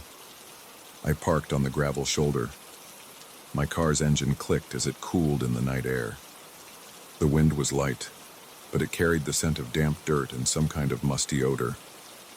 I grabbed a small flashlight from the glove compartment and stepped out. My shoes crunched on the loose gravel, and I glanced around to make sure no one was on the road. There wasn't a single car in sight. I walked toward the underpass entrance, stepping over patches of weeds that poked through the cracked concrete. The opening was framed by old metal bars that might have once held a gate. Now they were rusty and bent. The walls leading into the tunnel were covered in graffiti. Most of it was faded, the colors washed out by time. I shone my flashlight across a few random tags. Some had dates from the early 2000s, others from who knows when. I couldn't make out names or words, just letters that had bled into each other. The tunnel looked dark. The overhead lights were old tube fixtures, some flickering or completely dead. Water dripped from somewhere, echoing off the walls. The sound bounced around in an uneven rhythm. I took a breath and stepped inside. The air was thick, like it had been trapped for years. I could smell mildew, maybe mold. My footsteps sounded louder than normal, each step clapping against the cold floor. I noticed my steps had a slight echo, but after a second or two, the echo seemed to come back at an odd delay. It made me think someone else was walking behind me, just out of sight. I stopped and turned around. No one was there. I waited, letting the silence press on my ears. I could hear my own breathing. I could feel my pulse in my neck. My eyes scanned the entrance, the beam of the flashlight sweeping from one wall to the other. Old flyers peeled away from the bricks. Everything was still. I moved farther in. The graffiti got denser, and the tags were layered on top of each other. Some were older than I'd ever seen, with thick lines and bubble letters that looked like they belonged to a different era. A small puddle spread across one part of the floor. I stepped around it, not wanting to soak my shoes. The dripping noise got louder. As I walked, I noticed overhead lights spaced at intervals along the ceiling. Most were dead, but a couple still flickered, casting a weak yellowish glow. Every time a light flickered, I saw my shadow jump across the wall. I tried to keep my focus forward, but I kept glancing over my shoulder. That echo-like sound of footsteps still nagged at my brain. It felt like whenever I took a step, something else took a step half a second later. But every time I turned around, the tunnel was empty. My flashlight beam started to shake because my hand was getting tense. I squeezed the flashlight tighter. I told myself it was just an echo. These old tunnels have strange acoustics, and my imagination was messing with me. I pushed on. A short distance ahead, I saw a bigger set of graffiti that looked more like a mural. It had a mix of shapes, some kind of letters or numbers, but they were faded beyond recognition. The paint had chipped in spots, revealing cracked concrete underneath. The piece might have been impressive back in the day, but now it looked like a ghost of someone's art. I stood there for a moment, trying to decipher anything from it. I heard the steady drip of water again, and then my own footsteps as I shifted my weight. And then I heard a second set of footsteps. They were faint, like someone was stepping lightly, but they were there. I spun around and aimed my flashlight into the darkness. The light beam cut through the stale air. The walls looked the same. There was no one behind me. My heart pounded in my chest. I could feel sweat forming on my forehead. The tunnel was cool, so it wasn't the heat. It was pure nerves. I called out, "Hello?" My voice echoed. I waited. No response. I walked faster. I wanted to see what was on the other side of the tunnel, maybe an exit. It was supposed to connect two sides of the road, but I wasn't sure. The structure looked old, and I wondered if the other side was blocked off or collapsed. My footsteps slapped the floor in a steady rhythm, and I heard that faint imitation behind me again. It was lighter, like someone was barefoot or wearing softer shoes.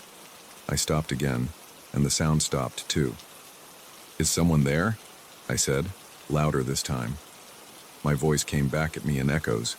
I felt my chest tighten. The flickering lights ahead made me squint. For a second, everything went dark when the overhead tube went out completely. Then it flickered back on, casting a pale, sickly glow.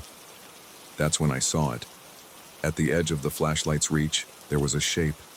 It looked like a person standing still. I froze, and my breath caught in my throat. The figure's outline was all I could see. It didn't move. I couldn't see its face or clothes. It just stood there, staring in my direction. I could feel my pulse thudding in my temples.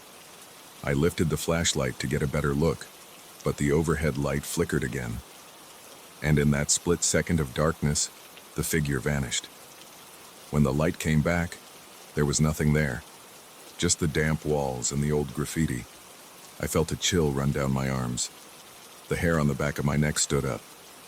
I took a few steps forward, shining the flashlight from side to side, looking for any hint of a person.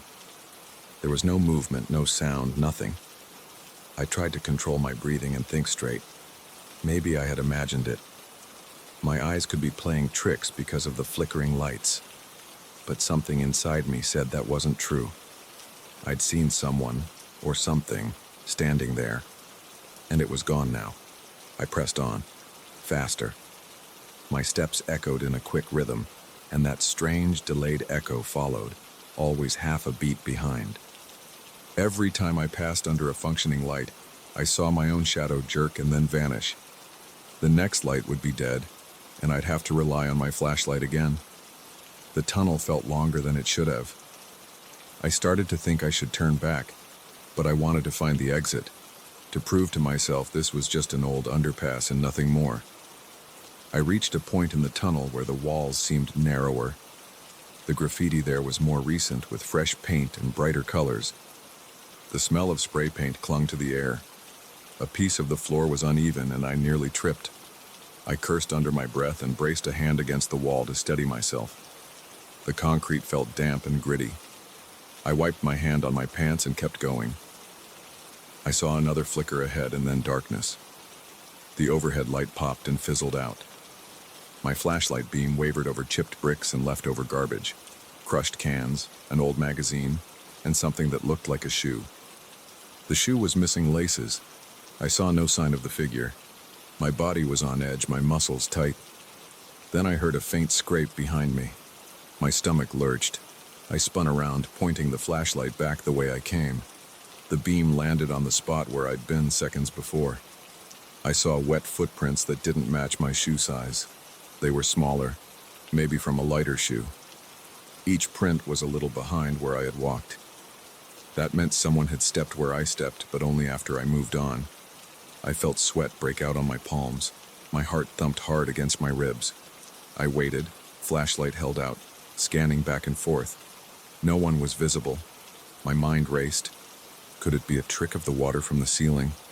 Maybe droplets formed shapes that looked like footprints. But the prints were too defined, and they lined up too neatly. I felt a wave of unease course through my chest. I took a deep breath and whispered, "Who are you? What do you want?" My voice sounded shaky. Silence. Just the drip of water and the electric buzz of a dying light fixture. I pivoted and kept moving forward, picking up my pace. My heart was hammering, and my legs felt tense. My flashlight bobbed with each stride, throwing jumping shadows on the walls. The distant end of the tunnel was dark. I couldn't see an exit, but I hoped there was one. After several more steps, the tunnel opened up a bit. The ceiling got higher and there were fewer lights. I could see a faint glow from what I guessed might be the other entrance or maybe a streetlight outside. The floor sloped upward. I felt a small rush of relief. If there was an exit, I could get out and circle back to my car from the outside. Maybe I'd have to walk around a fence or some brush, but I didn't care. I just wanted to be done with this place. Then the overhead lights flickered again all at once. For a moment, everything was illuminated in that dull, yellowish glow. My flashlight seemed useless. I blinked, adjusting to the sudden light. That's when I saw the figure again, straight ahead, halfway between me and the possible exit. It stood still, facing me. The face was in shadow, but I could make out a body shape that suggested a man, or at least an adult. I felt my stomach tighten. My scalp prickled. I raised the flashlight. The figure didn't move. The lights above flickered. In the next instant, the figure was gone again.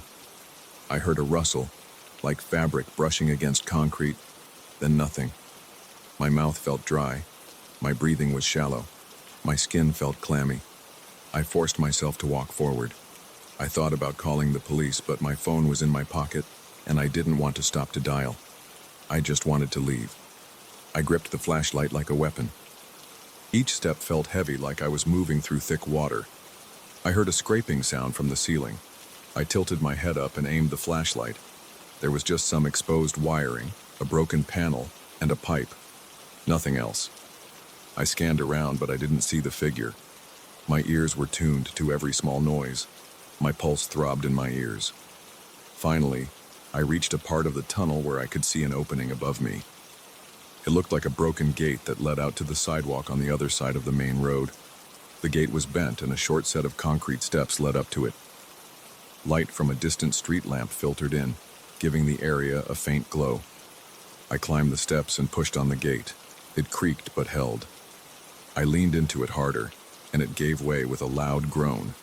I squeezed through the opening and stepped onto a small patch of cracked pavement. Weeds grew in clusters. I turned around to look back into the tunnel. My flashlight beam cut through the darkness. The overhead lights had settled into a low flicker. The graffiti-covered walls looked warped under the uneven light. I thought I saw movement near the base of the steps, but I couldn't tell for sure. I decided I wasn't going back to check. My legs shook as I walked away.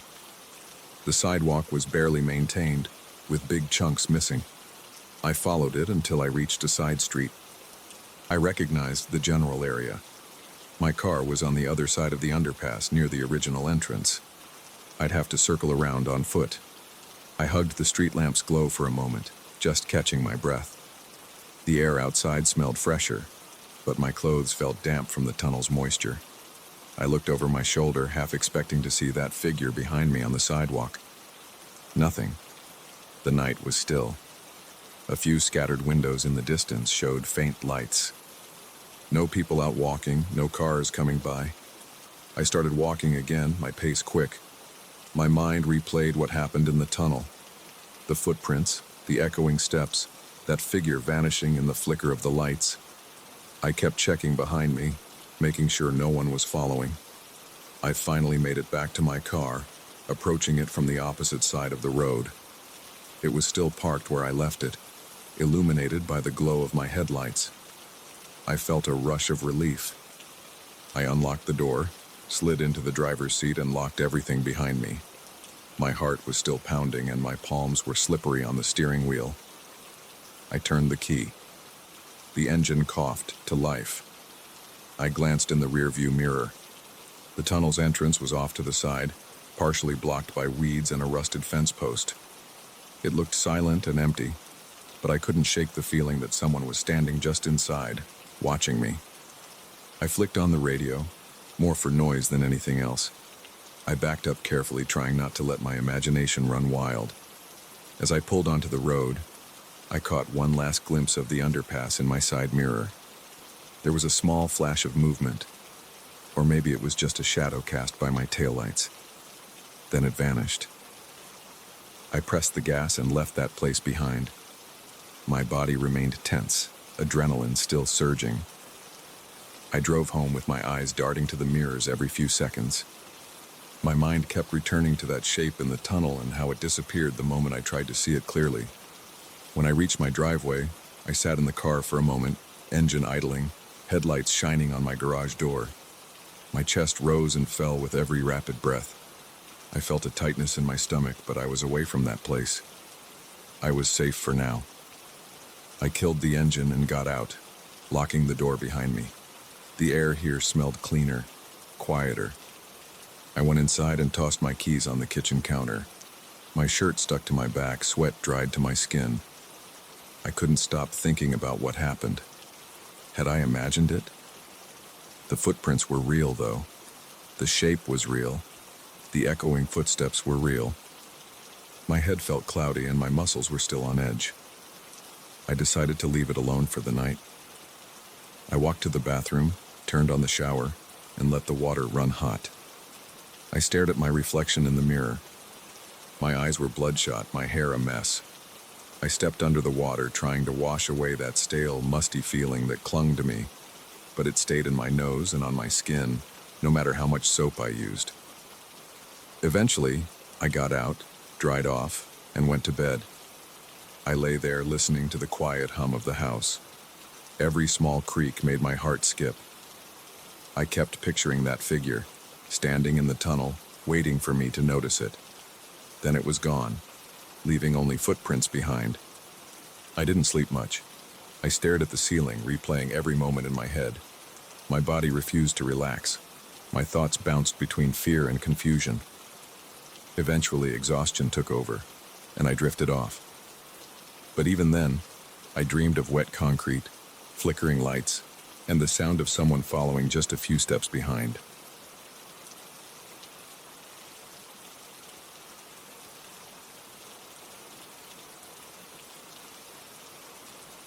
I stepped into that old foundry on a Tuesday morning, expecting stale air and years of neglect.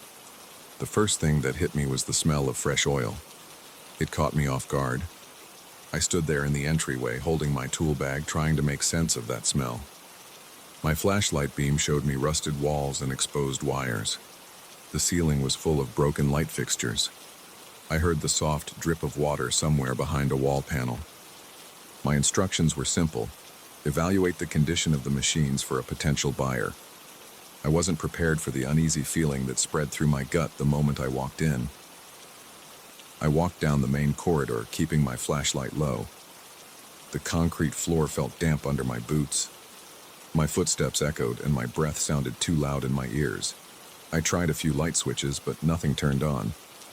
At first I thought maybe there was still some electricity flowing, but there was no hum, no flicker, just darkness. Outside, light barely reached in through the high windows. I saw dust motes drifting in the weak beams of sun, but the air smelled heavier than simple dust. It smelled like old grease and something sharp like metal shavings. Under that, I still caught whiffs of fresh oil. I found a stack of steel racks leaning against a wall. They had old labels. I swiped my finger across one. Thick grime coated my glove. That grime told me nobody had touched those racks in a long time, but the smell of new oil still lingered in the air, and it was strong. I turned around to scan the corridor, hoping to see a workbench or some sign of recent activity. The corridor was empty, and the only sound was my own breathing. I moved on, heading deeper into the main workshop area. A row of massive machines filled the space. They looked like giant stamping presses, caked with rust on the outside. My job was to document their condition, so I knelt by the nearest press and inspected the control panel. The switches were stiff. My flashlight revealed chipped paint and rust flakes. There were no visible signs of someone messing with them. Yet that smell of oil grew stronger. It clung to my nostrils, a sharp reminder that something in here had been maintained, or at least touched, in the last few days. I stood up and glanced around. There was a series of steel shelves against the far wall. They held various spare parts like gears and old bearings. At the end of the shelves, I noticed a pair of gloves. They were half hidden behind a toolbox. My flashlight caught a faint gleam of moisture on the fabric. I stepped closer and prodded them with my own glove. They were damp. I didn't see any water dripping from the ceiling there, so it made no sense. They felt like they'd been used recently and then tossed aside. That discovery rattled me. I was supposed to be alone in this foundry. The place had been shut down for months, according to the site manager. Nobody had any reason to come in here. Still, I tried to stay calm. I reminded myself that sometimes squatters sneak into abandoned buildings. Maybe someone had been fixing something to sell for scrap. Or maybe the manager was wrong about how long this place had been closed. My eyes drifted around the shelves and I listened. The space was too quiet. My heart thumped in my chest. I took a slow breath and swallowed hard. Then I continued with my inspection. I made my way to the next area, which was a separate workshop full of metal lathes. A few overhead lights hung crookedly from the ceiling. I tried to move quietly, but every footstep seemed to echo. My flashlight beam jumped from one machine to another. Each lathe looked old and neglected. Layers of rust and dust clung to the metal surfaces. At one point, I checked a lathe's lubrication system. The line was dry, but the reservoir smelled like somebody had topped it off recently. It wasn't a strong smell, but it was enough to unsettle me. A sudden metallic clank made me freeze. It came from somewhere behind a row of cabinets. I turned off my flashlight and held my breath. My eyes adjusted to the darkness. I waited, heart pounding. I heard a soft shuffle, maybe a footstep or a piece of metal brushing against concrete. Then silence. I didn't know if I should call out or stay quiet. The foundry's emptiness weighed on me, and my skin tingled with anxiety. After a few moments, I switched my flashlight back on. I forced myself to move in the direction of that sound. My pulse quickened, and I found my mouth was dry. My boots scuffed the floor, and I tried not to trip over the bits of metal scrap scattered around. I peered around the cabinet, but there was no one there. The only thing I saw was a half-open drawer stuffed with worn-out wrenches and bolts. I clenched my jaw and stepped back. I told myself it might have been something shifting on its own. Old buildings make noises, I reminded myself. I continued with my inspection, but I kept glancing over my shoulder every few seconds. My stomach felt tight, and a bead of sweat trickled down the side of my face. I found another pair of machines in a corner. They looked like ancient milling machines. I bent down to check the serial numbers on their sides. My flashlight was the only light in that area, and the darkness pressed in around me. The air was thick and stale, except for that lingering hint of oil. My fingers shook a little as I scribbled notes. Something moved on the other side of the machine. At first, I thought it was a shadow from my own flashlight. Then I realized it was a person. Tall, with a lean build, wearing some sort of dark jacket. I couldn't see the face, but I definitely saw movement. I froze. My flashlight beam swung in that direction, and the figure stepped back behind the shelf. I heard a quick shuffle, then nothing. I stared, trying to see if they would come back. My pulse thundered in my ears. I swallowed and took a shaky step forward. "Hello?" I said, my voice echoing off the walls. No answer. I inched around the side of the milling machine. The figure was gone. A tall set of shelves stood against the wall, loaded with random parts and boxes. It would be easy for someone to slip away behind them. My flashlight caught a glimpse of footprints in the dust. They looked fresh. I knelt to get a closer look. They were larger than my own boot prints, which unsettled me more. I felt my chest tighten. This wasn't some random squatter looking for scrap. Somebody was watching me. Somebody who knew their way around this place. I decided to finish up in that section and move toward the back of the foundry. I wanted to get a look at the biggest machines in the facility. A large overhead crane hung from the ceiling tracks. It looked corroded. Rust stained the chains and hooks. I took notes on my clipboard, but my hands wouldn't stay steady.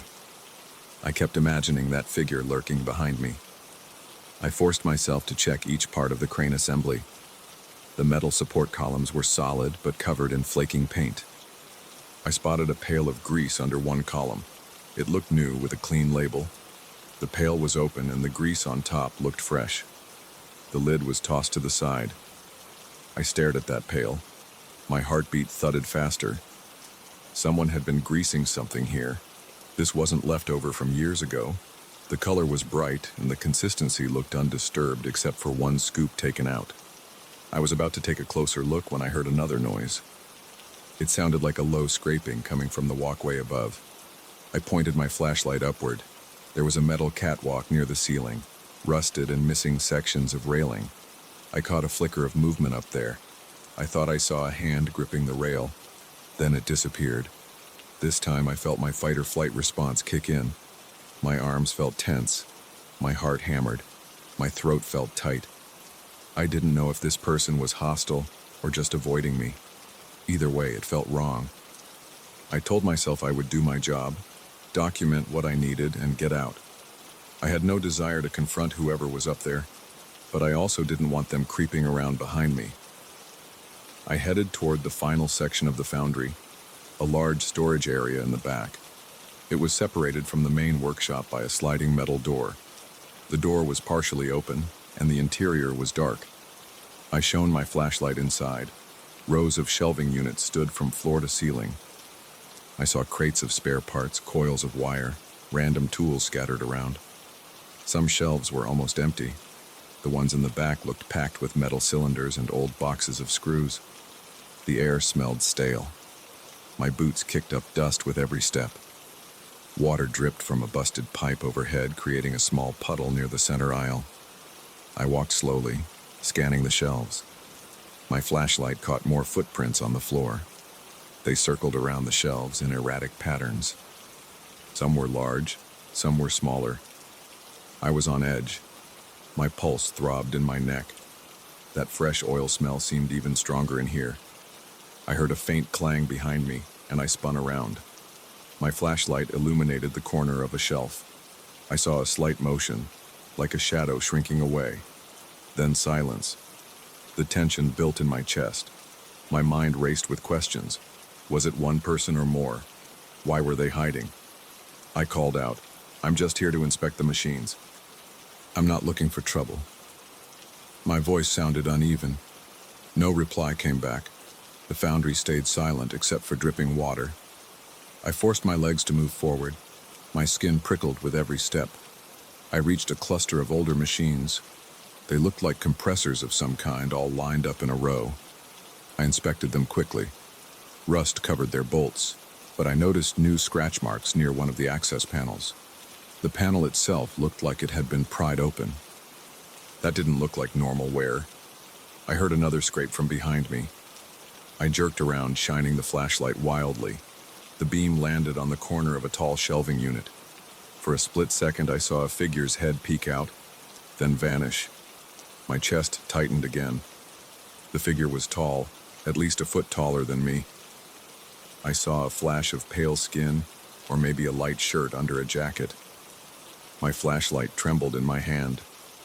I took a few steps in that direction, but I heard a quick rustling and then nothing. I stood there, heart pounding, uncertain what to do. Every instinct told me to leave, but I had a job to finish. If I reported that I saw someone, my boss would ask questions. He'd want proof. I took a breath, focusing on keeping my voice steady. "Hey, I'm not the police or anything. I just want to do my inspection." No response. The darkness felt oppressive. My nerves were shot and my palms were sweaty. I told myself I'd do a quick final pass and then get the hell out. I did a rapid check of the rest of the storage area. My flashlight bounced across old engine parts, bins of bearings, random spare valves. Some looked normal with dust and rust. Others looked used or at least touched recently. I spotted a few small puddles of what looked like spilled oil. They couldn't have been old because the liquid still glistened under the flashlight. In one corner, there was a half-empty bottle of water. It had condensation on it. That meant it was fresh from somewhere cold. My breath caught in my throat. Someone was definitely using this place as a workshop or hideout. A clang echoed from the far end of the storage area.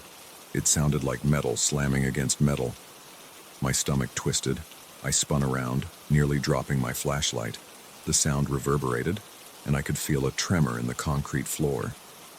I took a few cautious steps in that direction. My mind screamed at me to turn back, but part of me needed to see what was going on. My flashlight swept across the final row of shelves. A large steel door at the end of the aisle was open a crack, letting in a faint glow from outside. I smelled cool air drifting in. That must have been some sort of side exit. A sudden flicker of movement at the door caught my eye.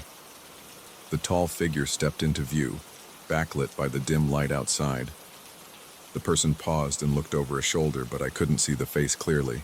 My heart hammered. I stood still, my flashlight shining on the door. The figure lingered for 1/10 second, then slipped out into the outside yard. The door banged shut. My body felt rigid. My breathing came in short bursts. I realized I was alone again. Whoever that was seemed to have left. I rushed to the door and tried to pull it open. It was locked from the outside. I put my ear to the metal and listened. I heard nothing. I felt trapped and relieved at the same time. Maybe that was the only person lurking around, and now they were gone. I took a moment to calm down. My legs felt shaky, and my hands were clammy. I realized I'd done enough of an inspection. I had notes on the machines. I had photos on my phone. There was no reason to stay. I hurried back through the main workshop, scanning the shadows. Each step felt heavy. My throat burned from breathing the stale air. I kept looking behind me, half expecting that figure to reappear. Nothing jumped out. Nothing made a noise. When I reached the main entrance, I saw the sunlight streaming in through the broken windows. I stepped outside and exhaled. My heart rate was still high and my face felt flushed. I walked straight to my truck and tossed my tool bag in the passenger seat. I leaned against the door, taking deep breaths. I still smelled that oil on my jacket. It clung to me, like a reminder of the strange encounter inside. I climbed into the driver's seat, locked the doors, and started the engine. My hands were trembling on the steering wheel. I glanced back at the foundry building. The walls looked more rusted in the daylight. Part of me wanted to tell the site manager about the figure. Another part of me just wanted to forget it. My job was to inspect the machines, and I had enough data to write up my report. Whoever was in there didn't harm me. They just watched. Maybe they were making use of the old equipment for their own reasons.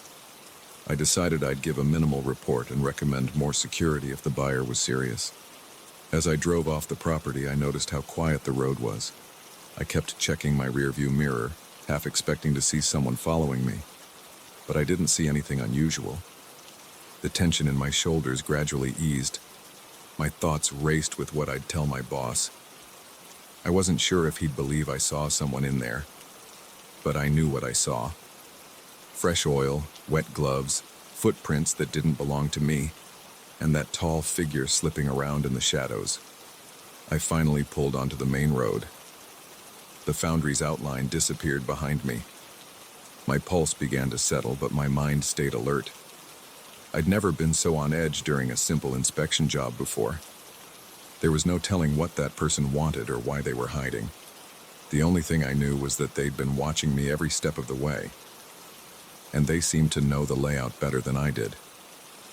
I kept driving, letting the cool air from the open window blow across my face. The faint odor of oil still clung to my clothes, reminding me of the strange tension inside that old building. I found myself gripping the steering wheel tighter. By the time I reached the highway, I felt like I'd left a piece of my calm behind. But at least I was out in the open, far from those rusted walls and hidden catwalks. I didn't plan on going back alone. If someone else wanted a more detailed evaluation, they could send a bigger team. I wasn't setting foot in that place by myself again.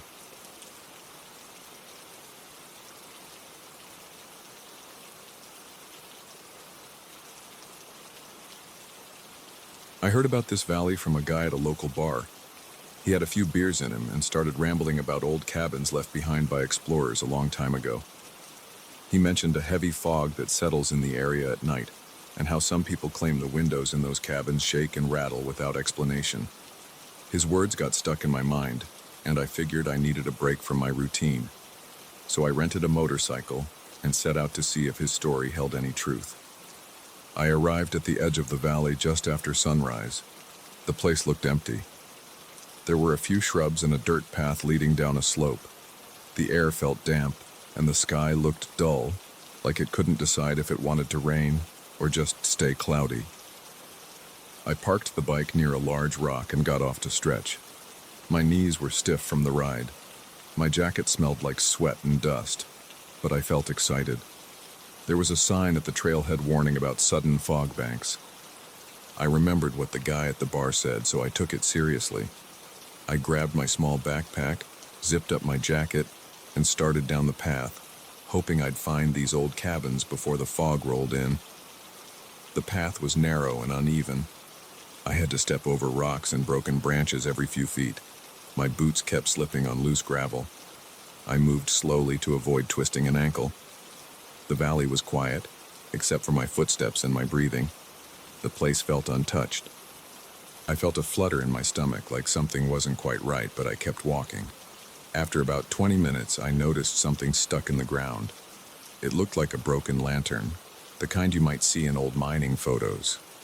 The glass was shattered and the metal handle was bent out of shape. I picked it up for a moment and then set it down. It didn't look safe to carry around, and I didn't want to cut myself. A little farther down the path, I found another lantern also broken. Then another. The pieces were spread out in the dirt, sometimes half buried. They formed a kind of trail. I decided to follow them, figuring they might lead me straight to the cabins.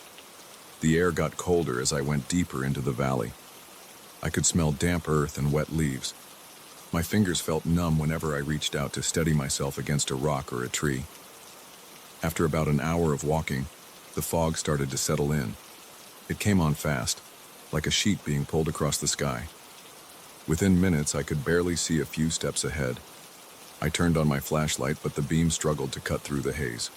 My heart rate went up because the path was already rough, and now I couldn't see where I was stepping. I tried to stay calm, but my pulse thumped in my ears. Eventually, I spotted the outline of a small structure ahead. The shape looked like a cabin. As I got closer, I saw more details. Wooden walls, a metal roof, and a front porch with 2 steps. The windows looked fogged up from the outside.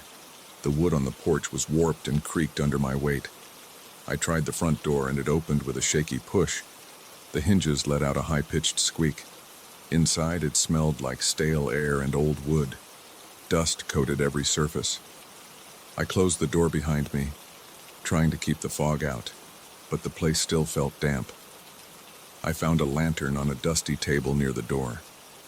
It was old and had a cracked glass chimney, but it still had some oil in it. I took out my lighter and tried to light it. It flickered a few times, then it caught. The small flame gave me a bit of comfort. I walked through the main room. There was a small fireplace against the far wall, a couple of chairs with torn fabric, and a table with a broken leg. The windows were large, but they had these heavy wooden shutters on the outside that hung loose on their hinges. I heard the wind outside, but it sounded muffled by the fog. I placed my backpack on the table and took out a bottle of water. My throat felt raw. I decided to check the other rooms.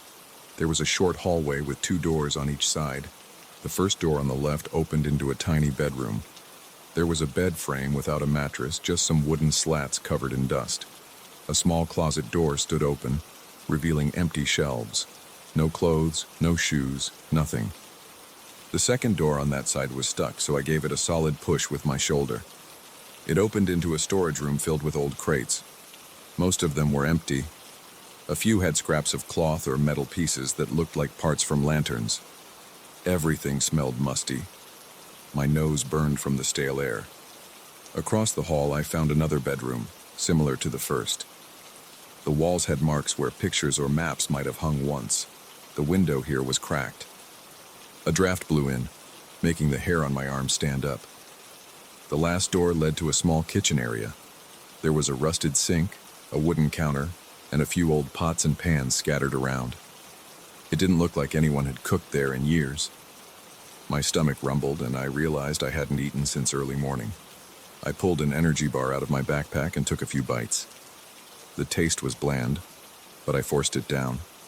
By the time I finished checking each room, the light outside had faded. It was only mid-afternoon, but the fog made it seem later. I decided I'd stay in that cabin for the night, or at least until the fog lifted. My chest felt tight, and my skin felt sticky from the humidity. I found a small bundle of old firewood near the fireplace.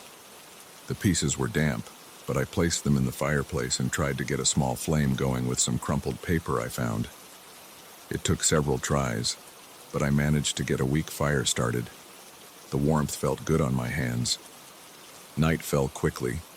The fog outside turned into a thick wall. I could barely see the porch from the window. I placed my sleeping bag on the floor in the main room, near the fireplace, and propped my backpack against the table. The lantern flickered on the table next to me. I settled in, trying to keep my mind off the stories I'd heard. At around 9 or 10 at night, I heard a strange tapping sound on one of the windows. It was faint, almost like a branch scraping against the glass. I got up and walked to the nearest window. I pressed my ear against it, but didn't hear anything else. My heart pounded and my hands started to sweat. I told myself it was probably just the wind. An hour later, the windows started rattling. It wasn't a gentle vibration. It was a hard shake, like someone pushing against them from outside. I jumped to my feet, my heart pounding so hard I felt a tremor in my chest. My mouth went dry, and I clenched my fists without realizing it. I grabbed the lantern from the table and held it up. I didn't see any shadows outside, just the fog. The rattling kept going on all 3 windows in the main room. I moved toward the one near the fireplace, but as soon as I got close, it stopped. Then the window to my right started shaking again, even harder. I swung around, but I only saw darkness through the glass. My legs felt shaky. I forced myself to open the front door. The cold air rushed in. I held the lantern out, trying to see more than a few feet ahead. The porch was empty. The night was dead silent, but the fog swirled around, making it impossible to see anything in the yard. My breathing sounded loud in my own ears. I stepped forward, letting the lantern light the porch floor. The wood groaned under my weight. I kept waiting for someone or something to pop out, but nothing happened. After a minute, I went back inside and locked the door. The rattling stopped for a while. I sat down near the fireplace, trying to stay calm. My shoulders ached from tension and my head was pounding. I kept telling myself it was just the wind pushing on the shutters. But then I remembered how those shutters were mostly broken. They didn't even look like they could fully close. Something or someone had to be applying real pressure against the glass. I didn't know what to do. I felt stupid for coming here alone. But I also felt too scared to leave in the middle of the night. I decided I'd wait it out until sunrise. I tried to sleep but kept jolting awake whenever I heard the slightest sound. The windows would shake in short bursts. Sometimes I heard a light scraping noise along the outer walls, like nails or branches moving across the wood. Each time my heart thumped so loudly that I felt it in my ears. I gripped the lantern's handle until my knuckles turned white. My body was on high alert, and I felt sweat pooling under my armpits. I tried to tell myself to breathe slowly, but every small creak in the cabin made my nerves spike again. Around what felt like 3 in the morning, the wind outside picked up. The fog never lifted, but I could hear gusts rustling through the trees. The windows pounded a few more times, each one making me flinch. My eyes burned from trying to keep them open. At some point, I must have dozed off because I woke up to a snapping sound in the fireplace. The fire was almost out, and only embers glowed. I got up, my back stiff and my legs cramped. I poked at the embers, hoping to get a bit more warmth. My flashlight batteries were half dead, but I used it to look at my watch. It was around 5 in the morning. I decided to pack my gear. I didn't care if it was dark. I wanted to be ready to leave as soon as there was enough light to see the trail. My stomach growled, but I ignored it. I took a few sips of water and ate another energy bar. While I was packing, I noticed the bedroom doors were ajar. I remembered closing them earlier. I froze for a second, staring at the hallway. My scalp tingled and goosebumps ran down my arms. I walked slowly toward each door, pushing them open with my foot. The rooms were empty, same as before. No footprints, nothing out of place except the doors themselves. I didn't see any reason they would have opened on their own, but I wasn't about to investigate further. I returned to the main room and zipped my backpack. My hands shook a bit from adrenaline. As soon as I saw a hint of gray light through the windows, I headed outside. The fog was still thick, but it wasn't as dark. I could see maybe 10 feet ahead. That was enough for me. I didn't look back at the cabin. I just started walking, following my compass to get back to the path. My boots sank into wet ground, and sometimes I slipped on mossy rocks. My heart was still racing, and every so often I glanced behind me, expecting to see a shape moving in the fog. I heard nothing except my own breathing and the occasional bird call in the distance. It took me longer to find my way out of the valley than it had taken me to get in. The fog messed with my sense of direction. I had to backtrack a few times. My nerves were shot and my limbs felt shaky. Eventually, I recognized the large rock where I'd parked my bike. Relief washed over me. I hurried to the motorcycle, checked my gear, and fired it up. The engine noise sounded like music to my ears after hours of silence and rattling windows. I revved it a few times, trying to shake off the tension in my chest. I rode away from the valley, keeping my eyes on the road. The fog still clung to the hills, but at least I had the bike's headlights now. My mind kept replaying the thumping windows and the sensation that something was right outside. I couldn't explain it, and I wasn't sure I wanted to. By the time I reached a main road, I felt like I had stepped out of a dream. My body was sore and my clothes felt damp and sticky, but I was glad to be out of there.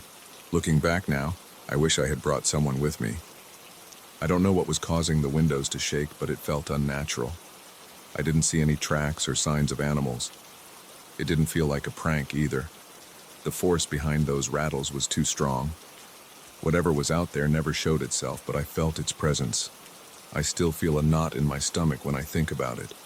For now, I'm staying away from valleys with strange stories attached to them. I got what I came for, an experience I'll never forget, and a reminder that some places are better left alone.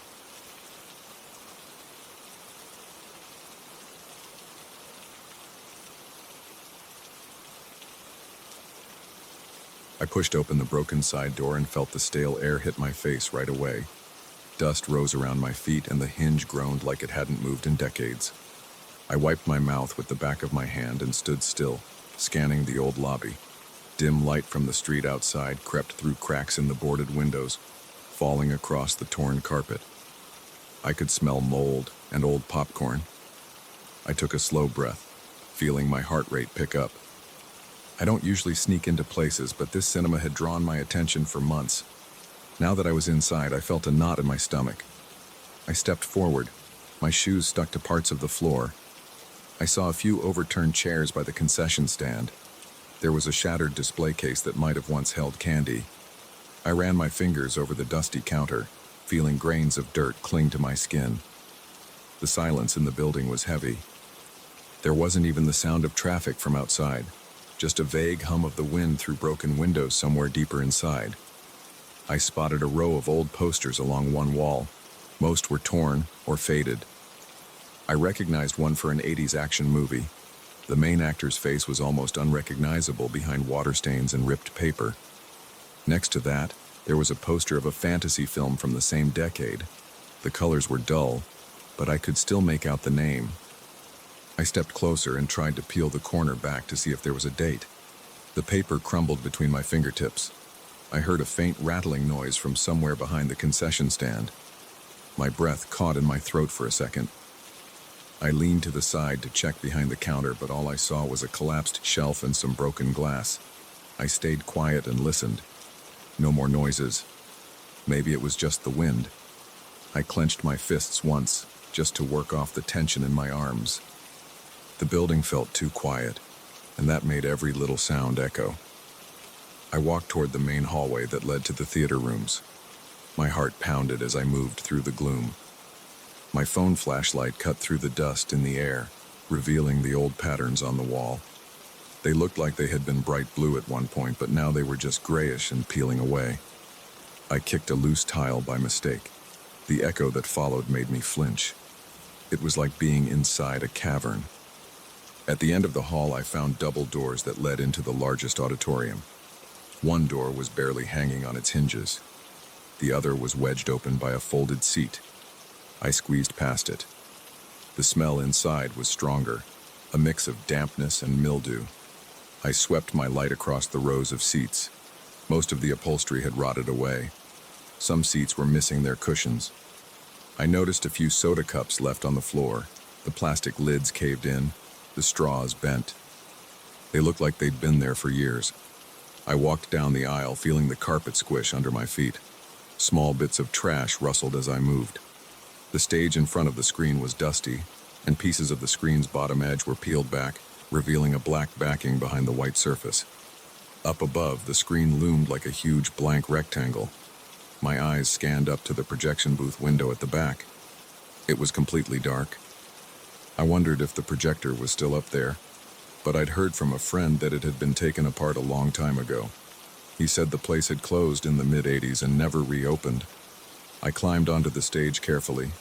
My shoes left footprints in the thick layer of dust. I turned around to look at the rows of seats from that angle. The theater looked even bigger from up there. The smell of stale popcorn and mold grew stronger when I inhaled. My stomach tightened again, and I felt a bead of sweat on my neck. I wasn't sure why I was sweating. The place was cold. My pulse was faster than normal. My mind kept telling me this was a bad idea, but I didn't turn back. I aimed my phone flashlight at the screen. Tiny holes dotted the surface, the kind they use for movie sound systems. I touched it carefully, rubbing my palm over the rough material. There was a quiet buzzing sound coming from somewhere above me. It made me glance up at the dim ceiling lights. They looked dead. One was flickering faintly, creating a slight strobe effect on the stage. The flicker died out after a few seconds, leaving me in near darkness again. I caught myself tightening my grip on my phone. I decided to check the projection room next. I walked back up the aisle, sidestepping broken seats. I used the side stairs that led up to the narrow hallway behind the theater. At the end, there was a metal door with chipped paint and a small sign that said projection. The handle felt cold. It turned with a loud click, and I pushed the door open. Inside, I smelled old grease and dust. My phone's light showed me a large platform where the projector must have sat. I saw wires sticking out. The main body of the projector was missing, just like I'd heard. A few metal parts were scattered around, including what looked like a lens or mirror assembly. I turned slowly, shining the light around the cramped room. Rows of film reels lined one shelf, but they were covered in rusted metal canisters. Some were labeled with marker, though the words were faded. I ran my finger across one, feeling flakes of rust crumble off. Then I heard a click from somewhere to my left. I froze. My heart pounded so hard I could hear blood rushing in my ears. I held my breath and listened. Another click. It sounded like a switch or maybe an old circuit breaker toggling on its own. I took a cautious step in that direction, then paused. The hair on my arms stood up. My palms felt damp. I could see an electrical panel on the wall. The door was open, and some wires looked corroded. I leaned in, but I didn't touch anything. A small red light was glowing on a breaker. That was strange, considering I didn't think the building had any power. I stared at it for a few seconds, then the red light flickered and went dark. My chest felt tight. I inhaled slowly to calm myself. I left the panel alone and moved away, not wanting to mess with old wiring and risk a shock. As I turned to leave, I stepped on something that cracked under my shoe. It was a piece of glass. I saw a broken fuse or bulb on the ground. I walked back into the hallway and headed toward the exit door that led behind the building. It was locked, so I returned to the auditorium. That's when I noticed a faint light dancing across the main screen. It wasn't bright. It was more like a low glow that pulsed every few seconds. My arms tensed, and I stopped at the threshold, keeping myself partly hidden by the doorway. I watched the screen flicker with a dull flash. There shouldn't have been anything projecting onto it. The projector was missing. My hands were shaking a bit, and my phone's beam wobbled against the seats. I swallowed, trying to steady my breathing. I took a few slow steps down the aisle, watching the dim flashes. They reminded me of a dying flashlight that blinks when the batteries are almost gone. I didn't hear any hum of machinery. It was just silent flickering. The screen glowed, then went dark, then glowed again. Each time, it lit the theater with a ghostly light. I made my way to the front row, carefully moving around torn seats. My breathing felt shallow. My throat was dry, and I tried to swallow again. The flickering died. The screen went dark. I paused and waited. After a few seconds, it flashed again, weaker. I noticed my hands were clenched so tight that my knuckles ached. I forced my fingers to relax. I thought about leaving right then. But I also felt a strange pull to find out what was causing the light. Part of me wanted to see if maybe some leftover wiring was causing a short. With the projector gone, maybe there was an electrical glitch hooking up to the screen somehow. I decided to check the backstage area again. I found a small ladder off to the side, leading up behind the screen. I climbed it carefully.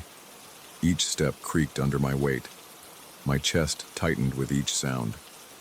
At the top, there was a narrow catwalk behind the screen. Dust swirled in my phone's light. Wires hung down from the ceiling. Some were taped together, others were cut or snapped off. I couldn't see anything resembling a working light source. The glow on the screen came from the front, but there was nothing behind it. I reached out to move a loose wire aside and nearly lost my balance. My foot slid on a layer of grit, and I grabbed the railing to steady myself. My heart pounded so loud I thought it might burst through my chest. I backed away, figuring there was nothing I could do from up there. When I climbed back down, the flickering on the screen had stopped. I aimed my phone at it, waiting, but no glow appeared. I felt relieved and uneasy at the same time. My mouth was dry, and my head felt a little light. I decided it was time to get out of there. I turned to walk back up the aisle. Halfway up, every seat in the row to my left rattled. It was this sudden noise of metal frames shaking. I jumped, stumbling over my own foot. My flashlight flew out of my hand and I scrambled to grab it before it hit the floor. My body was tense, every muscle tight, and my mind raced. I stood there, panting. The rattling stopped as quickly as it started. I looked at the seats, shining my light over them. They were old and rusted, but I could see them trembling for a second, then settling into stillness. I didn't see anyone. I called out, "Hello?" My voice sounded shaky. I felt a wave of fear in my stomach. I tried to rationalize it. Maybe a gust of wind came through somewhere or something fell in the ventilation system. But the seats had rattled in a straight line, almost like someone ran their hand across them. I stood there for a moment, focusing on slowing my breathing. My legs felt stiff and my heart pounded. I moved toward the door. This time I didn't bother being quiet. My footfalls echoed. I wanted to leave. I reached the lobby again, almost tripping over a pile of debris. My mind was on edge and I kept glancing over my shoulder. The concession stand area looked darker than before. My phone's battery was getting low, and the flashlight had dimmed. I could see shapes of chairs, posters, and broken stands. The exit was near. I could taste the dust in the back of my throat. My tongue felt numb. I headed for the broken side door. It was still propped open by a piece of wood. As I reached it, I heard a metallic clang from somewhere behind me. I froze and looked back. I saw something move in the corner of my vision, but when I focused my light, there was nothing. My mind was racing, telling me to run. I took one last breath, ducked through the door, and stepped out into the night. Outside, I inhaled fresh air and coughed a little. The sky was dark, but at least the moonlight felt cleaner than the stale air inside. I turned around to look at the building. The broken side door was still ajar, revealing the darkness within. I stood there for a moment, listening for anything else. The only sounds were the distant hum of a street lamp and my own pulse thudding in my ears. I felt sweat on my forehead and wiped it away. I forced myself to walk around to the front of the cinema. The old marquee was missing letters, and the glass was shattered. I could see the faint outline of the lobby through the front doors. Everything was silent. My body was tense and my throat was scratchy. I tried to steady my breathing. I checked my watch, though I wasn't sure why. I guess I wanted a sense of normalcy. I felt some relief to be outside, but I also felt a strange pull to look inside one more time. I walked up to the cracked glass of the main door and peered in. The interior was just as dark as before. No lights flickered. I couldn't see anything moving. I thought about the seats rattling and the screen pulsing with light. My stomach clenched and I decided I was done. This place wasn't right. I turned away and headed back down the street. As I walked, I could still smell the moldy popcorn on my clothes. My mind replayed the moment when the seats shook. My arms felt clammy. Part of me wanted to find a rational explanation, maybe a loose structural beam in the floor, but my instincts told me otherwise. I kept looking over my shoulder. The old cinema loomed behind me, the historic facade crumbling under the street lamp. There was no sign of life in the windows. My footsteps echoed on the quiet sidewalk. I wanted to shake off the anxiety. My heart rate gradually slowed. The image of that flickering screen lingered in my thoughts. It was such a faint light, like a dying bulb. I tried to think of a normal reason for it. Maybe some leftover battery in an emergency system. Maybe a weird reflection from the streetlights. But none of it fit well with what I saw. Eventually, I reached my car, which was parked a few blocks away where the main street was still somewhat active. I unlocked it with shaky hands and got in. The seat felt comforting under me. I closed the door and sat there for a moment, breathing slowly. My mouth was still dry. I considered grabbing a water bottle from the back seat, but I just leaned my head against the steering wheel and closed my eyes instead. My body felt tense all over. My mind was scattered. After a minute or two, I started the engine. I glanced in the rearview mirror out of habit. My reflection looked pale, and my eyes had that wide, startled look. I backed out of the spot and drove away, not looking back at the old cinema. I wanted to get home, throw my clothes in the wash, and try to calm down with some mindless TV or a hot shower. The night air outside was cold, but the car was warm, and I let out a shaky exhale. My pulse was still a bit high. I don't know what happened in there. I just know it felt wrong. I can't shake the memory of that screen lighting up for no reason, or those seats rattling. The place was abandoned, with the projector ripped out. There shouldn't have been any flicker on that screen, but there was, and I stood there watching it. My gut tells me I never want to go back. I can't handle that sense of being trapped in the dark with weird electrical noises and unexplained movements. When I got home, I immediately took off my jacket and tossed it on a chair. I could see faint dust marks on my sleeves. My heart was still racing, and my hands trembled a little when I set my keys on the table. I went straight to the bathroom to wash my face, letting cold water run over my skin. My reflection in the mirror looked tense. I rinsed my mouth, trying to clear the taste of dust. Then I walked to my living room and sat on the couch, flicking on a lamp. The warm glow of normal light felt safe. I told myself it was an empty building, an old structure with faulty wiring. That's all. But in the back of my mind, I kept replaying the moment the chairs shook. I keep wondering if I imagined it. It felt too real. My stomach tightens whenever I think about it. I haven't told anyone about this yet. It's embarrassing, and I'm not sure anyone would believe me. People might say I was spooked by a draft or a settling floor. But I know how it felt in that moment. I know what I saw. I don't plan on going back. The memory is still too fresh. My shoulders are tense right now, just remembering how the door squeaked, how the dust motes floated in my flashlight beam, and how I nearly dropped my phone when the screen started flickering. That old cinema can stay abandoned for all I care. As far as I'm concerned, I got my look inside, and that's more than enough. I'm not curious anymore. Whatever was in there, faulty wires or not, I'm done with it. I'll drive by that building next week on my way to work, but I'm not stepping foot in there again. It's off my list permanently.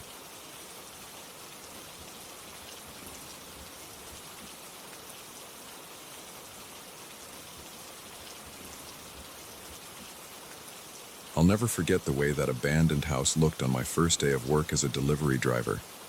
I was heading to my third stop of the evening, and I saw this dark shape sitting right off the main highway.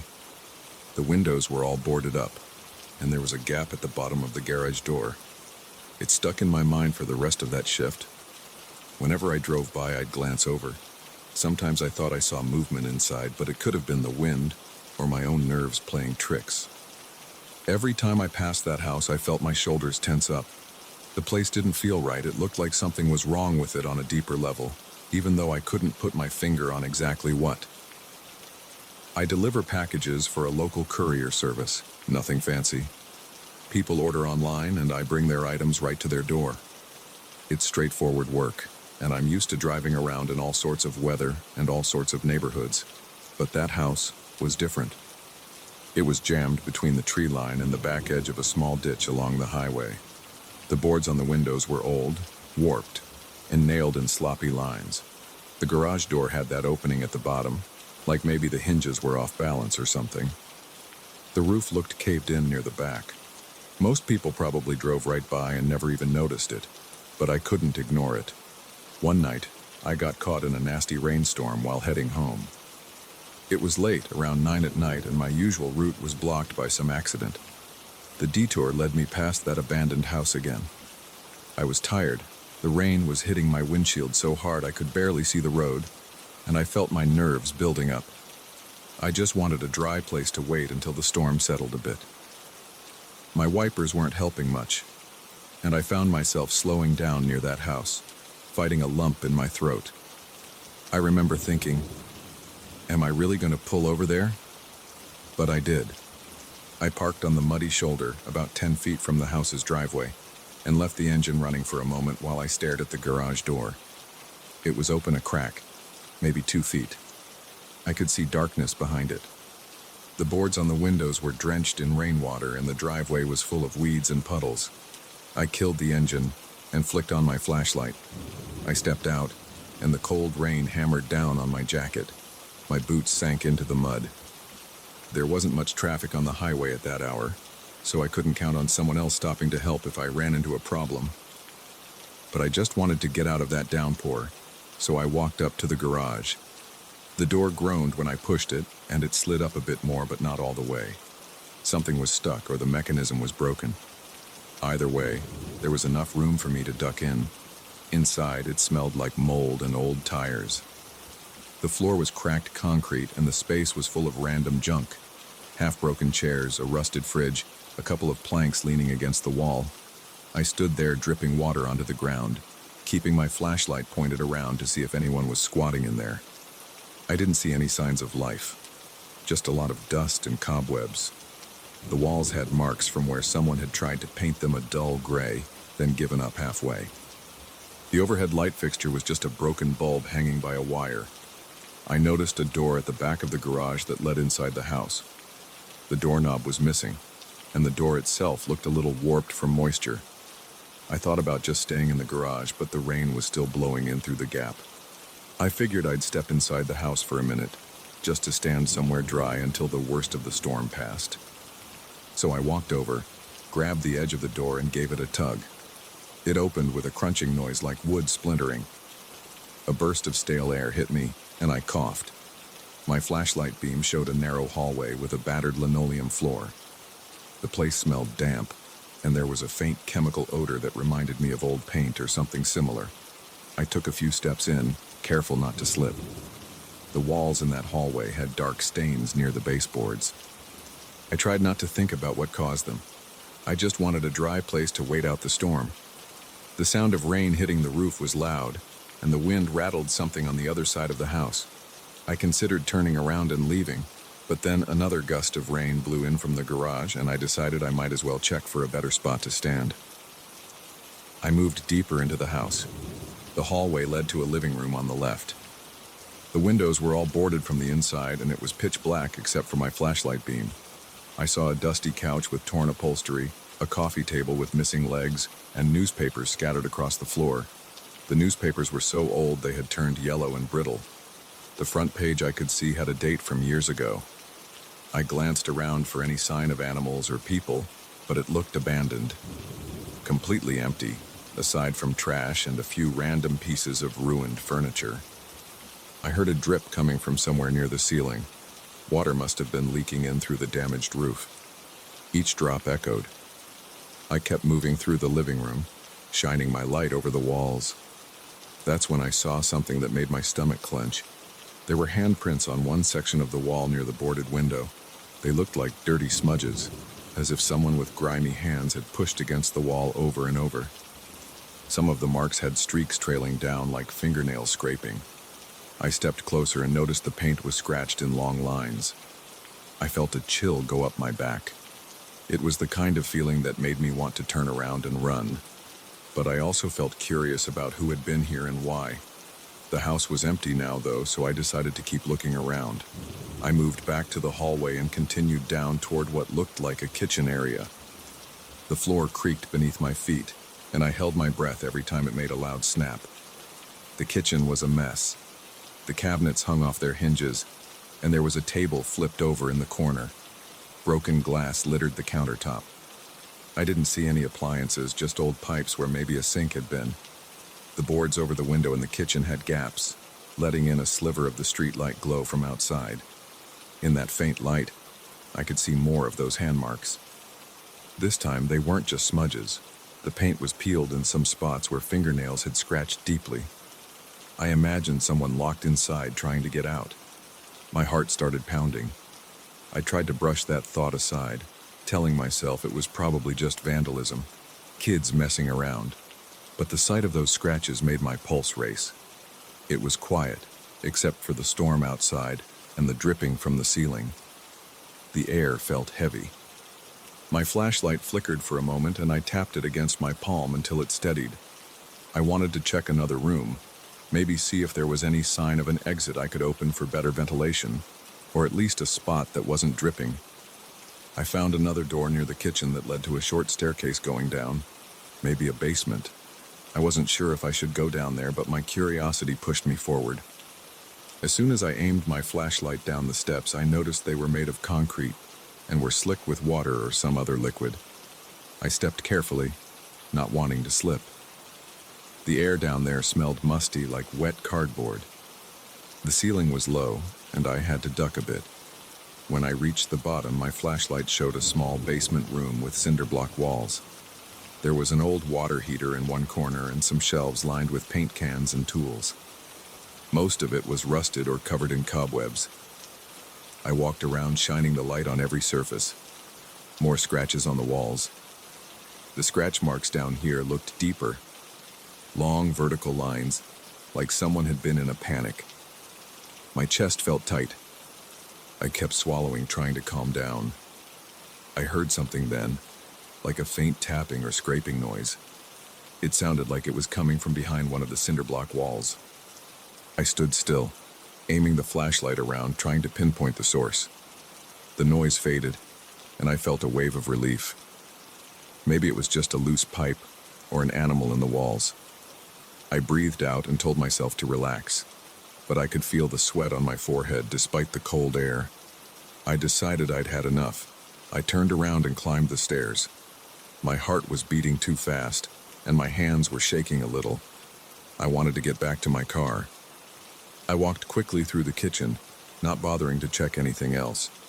But on my way past the living room again, something caught my eye. There was a doorway on the other side of that room, leading to another hall, or maybe a bedroom. I froze for a second. My flashlight was pointed at the doorway, and I saw more marks on the wall just inside that room. They looked even more frantic, like multiple sets of hands had pressed and dragged across the surface. Against my better judgment, I stepped over some debris and peered into that room. It was smaller, maybe a bedroom. The boards on the window were thick, letting almost no light in. My flashlight beam showed a mattress on the floor, stained and torn. There were ropes tied to the bed frame. They looked old and rotten, but I could see the knots. My mouth went dry. I felt a sick feeling in my stomach. I wanted to get out of that house as fast as possible. I turned around and headed for the garage. The storm outside could have been a full-blown hurricane, and I wouldn't have cared. I didn't want to stay in that place another second. As I reached the garage door, I heard another noise. It was like a soft creak from somewhere behind me.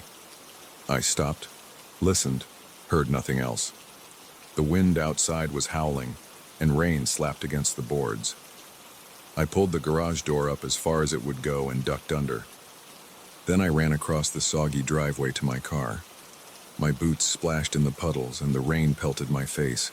I yanked my door open and jumped in. My heart was pounding. My hands were shaking so much that I fumbled with the key. Finally, I got the engine started. The headlights lit up the house. In that moment, I saw the garage door slam shut.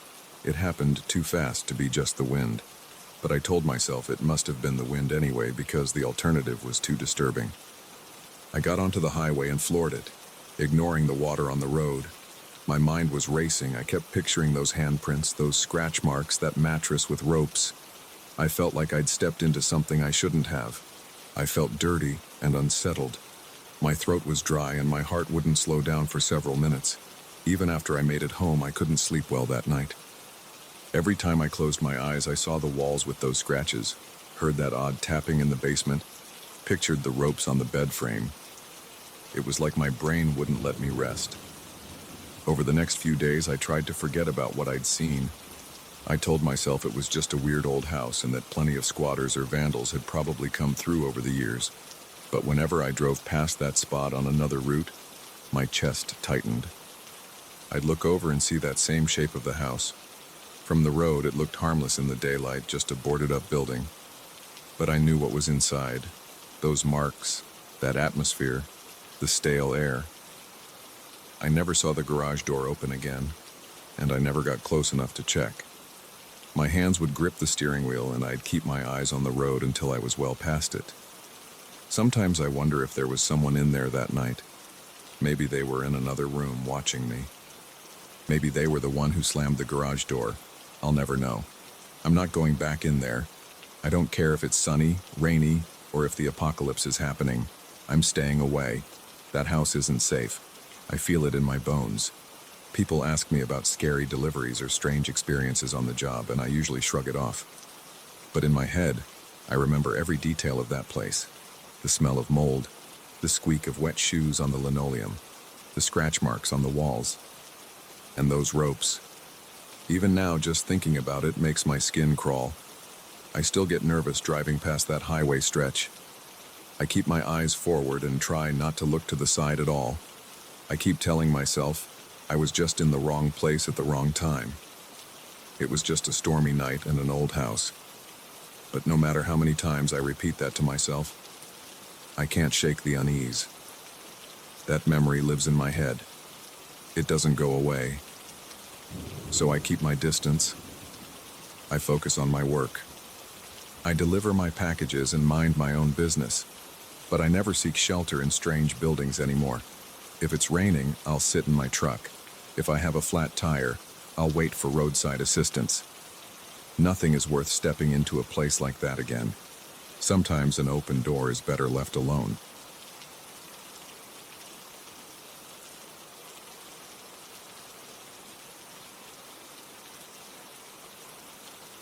I still remember the night my uncle first told me about the old plant where he used to work as a security guard. He said it closed down years ago because they couldn't afford to keep it running. He also said there were sections so eerie that even the most seasoned workers refused to enter them after dark. That got stuck in my head. It didn't sound like a typical ghost story. It sounded like there were real events in that place, things my uncle had seen or heard. I couldn't let it go. A few weeks ago, I decided to explore the place myself. I drove out around dusk. The sun was low and I felt a slight twinge in my stomach as I parked in front of the chain-link fence. The gate stood open, rusted at the hinges and leaning to one side. The main building looked like a brick fortress, all dark windows and weeds pushing through the cracks in the concrete. I sat in my car for a minute, tapping my fingers on the steering wheel, thinking about the stories I'd heard. My uncle always told me to trust my gut, but my curiosity was stronger than my caution. I grabbed a flashlight from the passenger seat and stepped outside. The air felt heavy, like a storm was coming, but there weren't any clouds overhead. I looked around. Nobody else was there. I tested the gate. The metal rattled but didn't fall. I slipped through and walked up to the front doors. They were huge metal doors with chipped paint. They groaned when I pulled one open. The sound echoed into the empty lobby. The lobby was large with a high ceiling and rows of old lights that had once hung proudly. Now, some were missing, and others dangled by their wires. A thick layer of dust covered the floor. I saw scattered footprints heading in different directions, maybe left behind by scavengers or other explorers. I turned on my flashlight and waved the beam across the walls. Flyers and notices clung to bulletin boards, their corners curled and yellow. I stepped forward. Each step kicked up little clouds of dust around my shoes. I remembered my uncle's stories about certain corridors and rooms that felt off. He claimed he heard noises there, whispers or footsteps, even though nobody else was around. He said that feeling never left him, even after he punched out at the end of his shift. I wanted to see if those stories made sense, or if he had just been messing with me. I started in what looked like an office area. The open plan space had rows of old cubicles and battered chairs. I walked around, shining my flashlight on desks covered with papers, coffee cups, and personal trinkets. One of the mugs had a thick layer of mold inside. I covered my nose and mouth with my sleeve. The air was stale with a hint of rot. I tried to open a few drawers, but most were locked or jammed. I noticed that the footprints on the floor seemed fresher than I expected. The dust wasn't too disturbed, but I could make out the outlines of shoes that weren't mine. They headed deeper into the building, toward the back corridors. I listened carefully. I didn't hear anything. Still, I thought about how strange it was that someone had been here recently enough to leave fresh prints. I decided to follow them. They led me past the cubicles, down a narrow hallway with flickering emergency lights overhead. Each flicker made the shadows jump across the walls. My heart rate went up a bit. I took slow steps. I didn't want to make much noise. My flashlight beam shook in my hand. At the end of the hallway, there was a stairwell going down. The door was propped open with a small block of wood. I peeked inside. I aimed my flashlight down the steps. It was dark. I couldn't see the bottom. I thought about turning around, but something made me move forward. I stepped onto the first stair, and the old metal groaned under my feet. I gripped the railing. It felt cold and dusty. I took one step at a time. My flashlight revealed cracks in the concrete walls. A few pipes ran along the ceiling.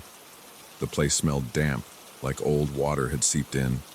I kept going until I reached the bottom, which opened up into a service corridor. This must have been where my uncle spent most of his overnight shifts. The corridor stretched to the left and right. My flashlight barely reached far enough to see the ends. The footprints I'd been following led to the left, so that's where I went. The air was colder down here. I rubbed my arms to chase away the chill. Old electrical boxes hung on the walls, some with their doors open, wires exposed. A couple of overhead lights flickered on and off every few seconds, creating quick bursts of illumination. I found a door marked maintenance. I turned the knob, and it swung open with a whining hinge. Inside there were shelves of tools, cleaning supplies, and a few half-empty boxes of light bulbs. A large sink in the corner was stained with rust. I looked around, carefully checking the floor for footprints. The dust was thick, except near the center, where I saw a fresh shoe print. It pointed toward the far wall. I aimed my flashlight there and saw nothing but a big metal cabinet. The cabinet was closed. I opened it, expecting to find old towels or random tools. It was empty. I stood there for a moment, feeling confused. Why would somebody come in just to stand at a dead end? I left the maintenance room and continued down the corridor. I heard a faint scratching sound. It stopped as soon as I paused to listen. I swung the flashlight beam from one side of the corridor to the other. Nothing moved. The only sound was my own breathing. I forced myself to keep going. The next door on the right was locked, so I moved on to a double door at the end of the corridor. It had a sign above it that said storage. I pulled one side open, shining my flashlight inside. Shelves ran from floor to ceiling, filled with old boxes of supplies and spare parts. My footsteps echoed in the large space. The floor was concrete, stained with oil in a few spots. I saw a flicker of movement on the far side of the room. My breath caught in my throat, and I clicked off my flashlight for a second, hoping my eyes would adjust. But the only light now was the occasional flicker from the corridor behind me. I turned the flashlight back on. I advanced slowly, shining the beam around the shelves. Nothing was there. My pulse was pounding and I felt sweat trickling down my back. I decided to speak. I said, "Hello?" My voice echoed. Nobody answered. I felt my stomach tighten. Something about that space made me uneasy. It was too quiet, and the fresh footprints were a reminder that I wasn't alone. But I didn't see or hear anyone else. I left the storage area and returned to the corridor. I kept moving, noticing that the footprints were no longer visible on the dusty floor. It was as if they ended right there.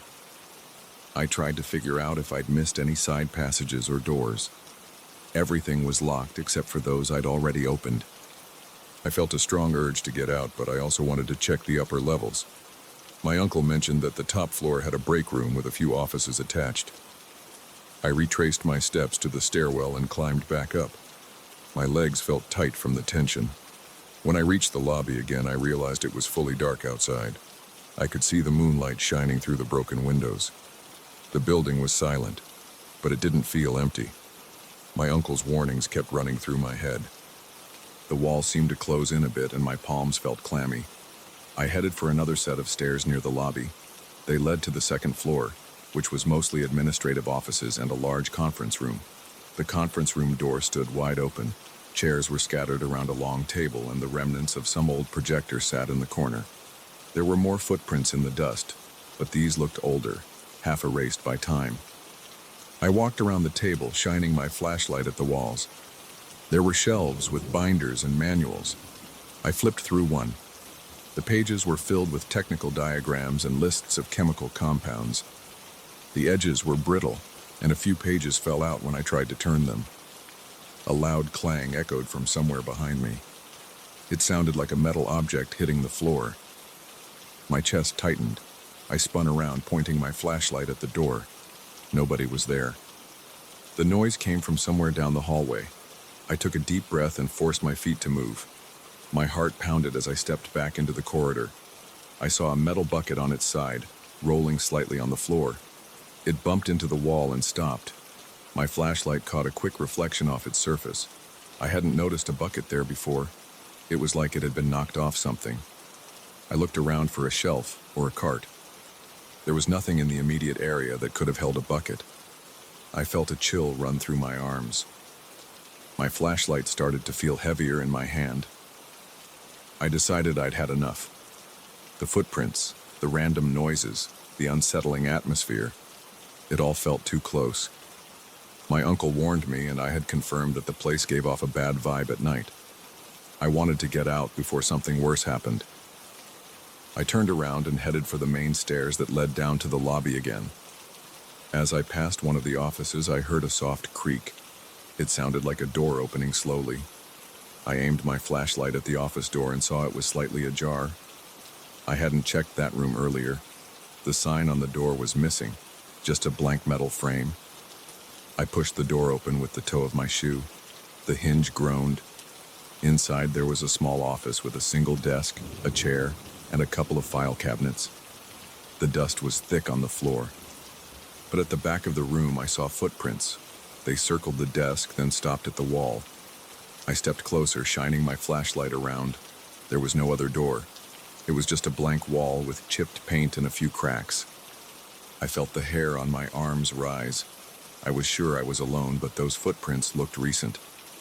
The dust around them was disturbed, almost damp in spots, as if the person had brought in moisture from outside. I swallowed hard and backed out of the office. I didn't want to stay any longer. My pulse hammered, and my mouth felt dry. I hurried to the stairs without looking back. My flashlight flickered once, but it stayed on.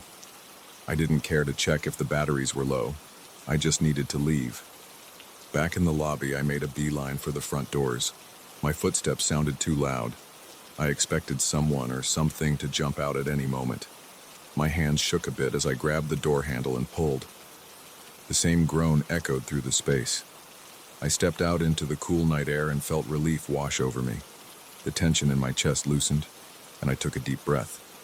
I glanced back through the door. The lobby was still and dark.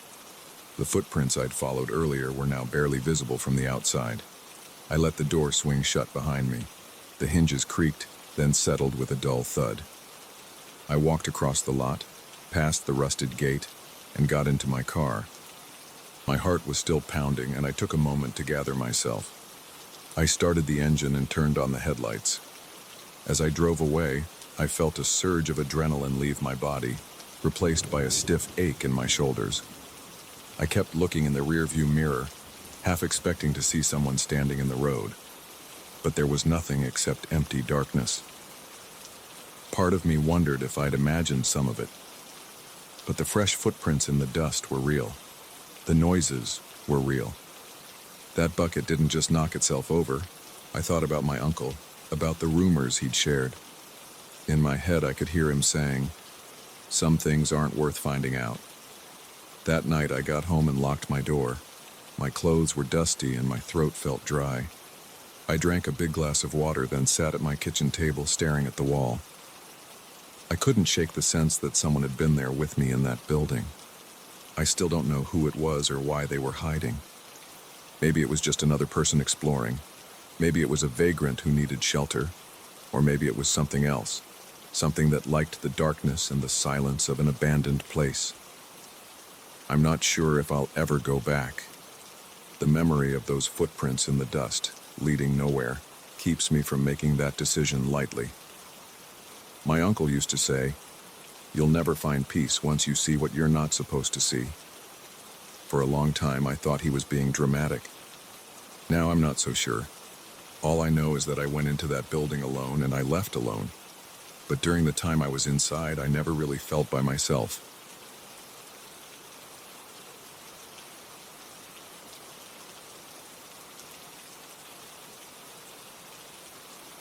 I first saw that place on a late afternoon when I was collecting material for my college research.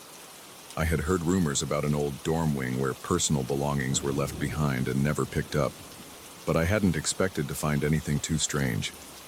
People kept warning me that the atmosphere was heavy and that no one liked to hang around there after dark. I figured they were just trying to spook me. I went anyway, feeling a mix of curiosity and impatience. I had a deadline to meet, and I wanted to see the building's interior for myself. I wanted photos, details for my report, and maybe a few quotes from any caretaker if I could find one. When I arrived, the exterior looked normal. The front yard was overgrown, with weeds reaching past my ankles. The windows on the second floor were boarded up in some spots, and a few shutters hung loose on rusty hinges. The main door was unlocked, which surprised me. I expected some kind of chain or padlock, but there was nothing. I pushed the door open, stepped inside, and a gust of stale air hit my face. I noticed dust motes drifting in the weak light that slipped through the narrow windows. I pulled out my phone and tried to use the flashlight. The battery was at half, but the light was enough. I followed a short hallway that led to a wide foyer. My footsteps made a scraping sound against the old tile floor. There was a reception desk on one side, covered in layers of dust. Behind it, I saw a corridor stretching into darkness. I glanced around for signs of squatters or security, but I didn't see or hear anything. Everything was silent except for the faint echo of my own movements.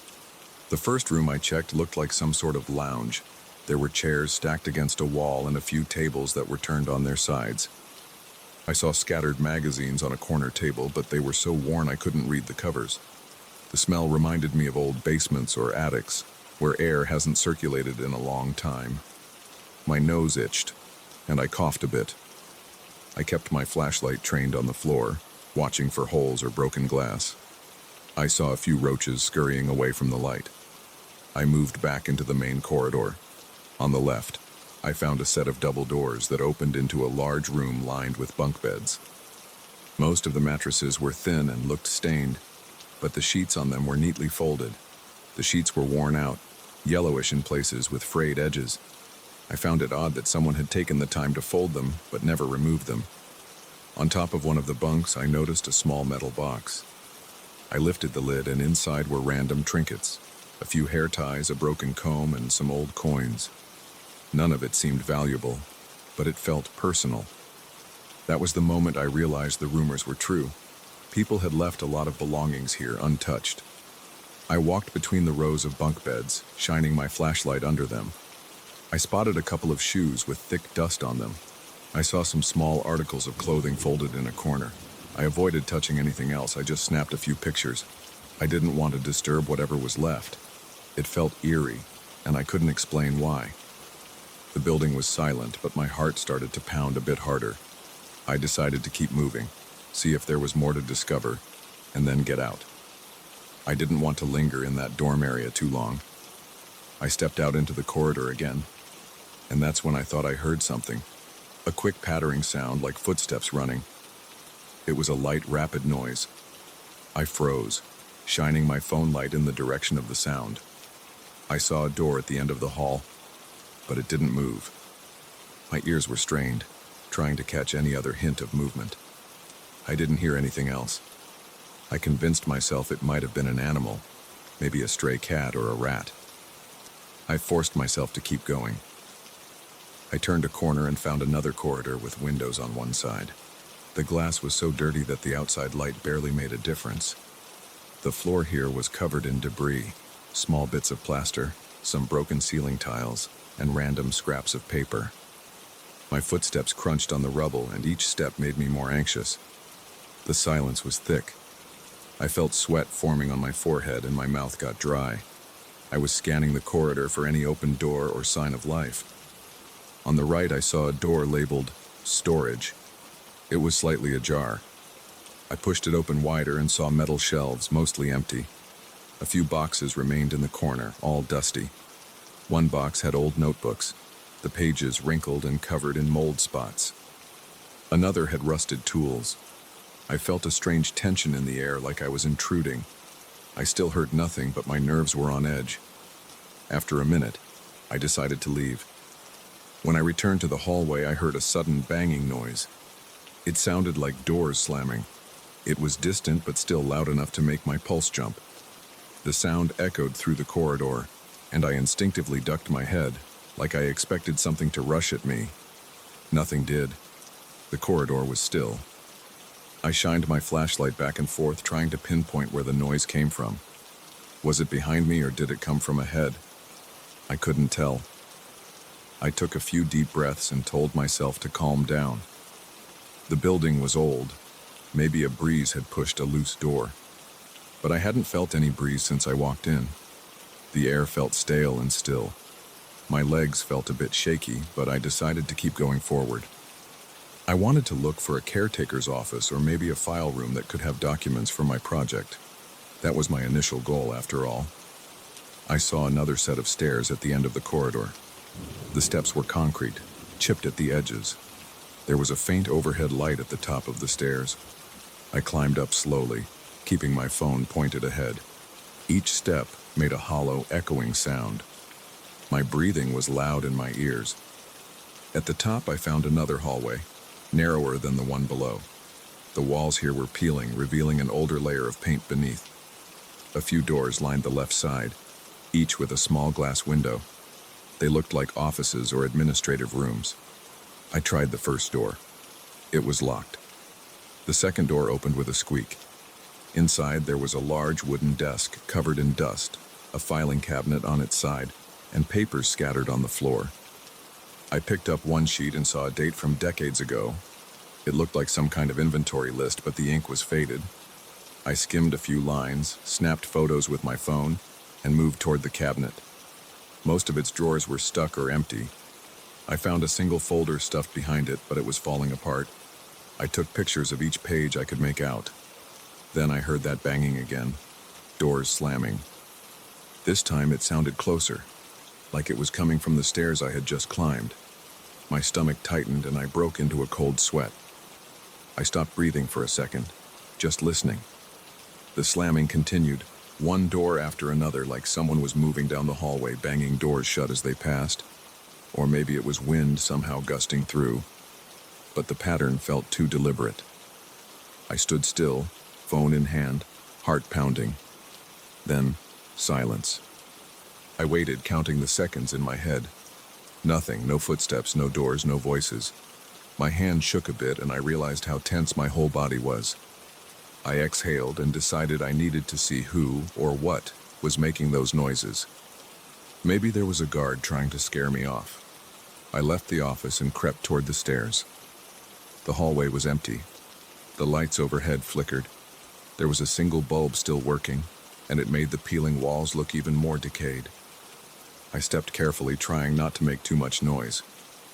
When I reached the stairs, I looked down. The lower corridor was dark, but I didn't see anyone there. I strained my ears again, and that's when I heard a faint shuffling sound behind me. I spun around. The hallway was empty.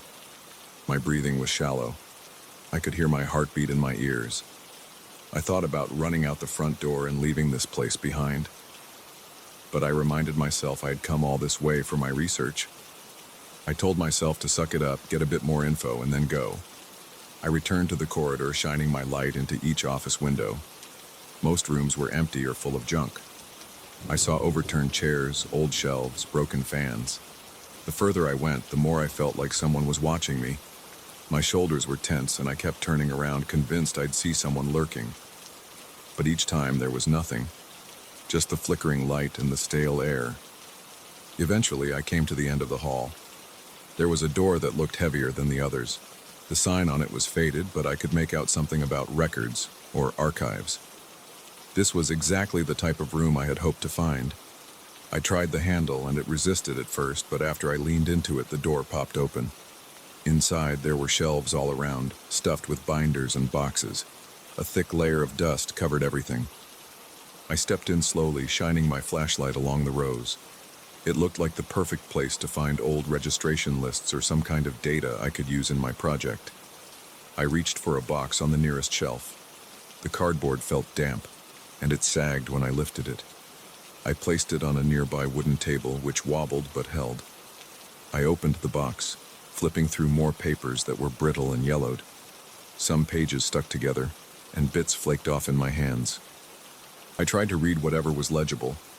It was mostly notes about daily routines, mention of personal belongings that had been left behind, and logs of certain objects not collected by their owners. I snapped photos as best I could, using my phone's flashlight to see.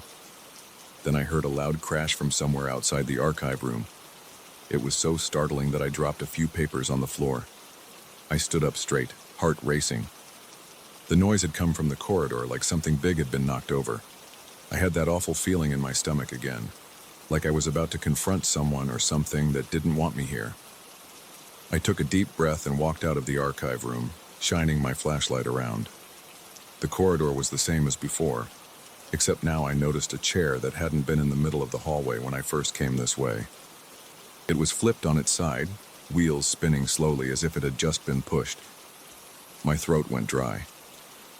I thought about how that chair got there. The corridor had been clear before. I stared at it for a few seconds, then decided I had enough. I turned and headed for the stairs. As I approached them, I heard quick, running footsteps again, this time right above me. I froze. My hands were shaking so badly I almost dropped my phone. The footsteps raced down the hall on the floor above, and I heard doors slamming again, one after another. It wasn't the wind. It sounded too deliberate. I imagined someone rushing from door to door, banging each one, then sprinting to the next. I rushed down the stairs, practically hopping 2 steps at a time. At the bottom, I reached the corridor with the bunk room entrance. I noticed the door to the dorm wing was half closed, even though I remembered leaving it open. I got a strong urge to look inside one more time, but my nerves were shot. My legs felt weak and my hands were clammy. I just wanted to leave. I headed for the main lobby. My flashlight beam shook with each step. When I made it back to the foyer, the front door was still open, exactly how I left it. Outside light seeped in, creating a dusty glow in the doorway. I walked out into the overgrown yard, heart pounding, mouth dry, feeling like I'd barely escaped some bizarre situation. I turned around briefly to look at the facade of the building. The windows looked lifeless, no sign of movement. But inside somewhere, I knew something was making those noises. It felt like I had only scratched the surface of what was really going on. I decided I had enough material for my project. My camera roll was full of pictures, and I had a phone full of notes. I felt uneasy, like I was leaving questions unanswered, but I didn't care at that moment. My only thought was to get away from that building before anything else happened. I climbed into my car, locked the doors, and just sat there for a minute, trying to steady my breathing. As I drove away, I glanced in the rearview mirror. The building grew smaller behind me, but my hands were still shaking on the wheel. I thought about the slamming doors and the sound of those footsteps. I couldn't come up with a rational explanation. Maybe it was an animal. Maybe it was a person. Maybe it was just my imagination. All I know is I felt watched in there, and I heard those noises clearly. I haven't been back since. I still have all the photos and notes, and they've satisfied my project requirements. But late at night, I sometimes think about the folded sheets in that dorm area, the personal items left on the bunk beds, and the weird way it felt like someone was running through the halls, banging every door on purpose. I don't like to dwell on it for too long. That place was more than just an old building with some unclaimed belongings. It felt charged with something, and I decided not to push my luck. I told myself I'd never return alone. That's everything that happened. I still can't explain it, and I'm not even sure I want to. I got what I needed for school, and as far as I'm concerned, that's all I need to do with that building. If anyone wants more info, they can go in and check it out themselves. But they should be ready for locked doors that slam by themselves, footsteps that rush past empty hallways, and a tension in the air that makes your skin crawl. I sure don't plan on going back anytime soon.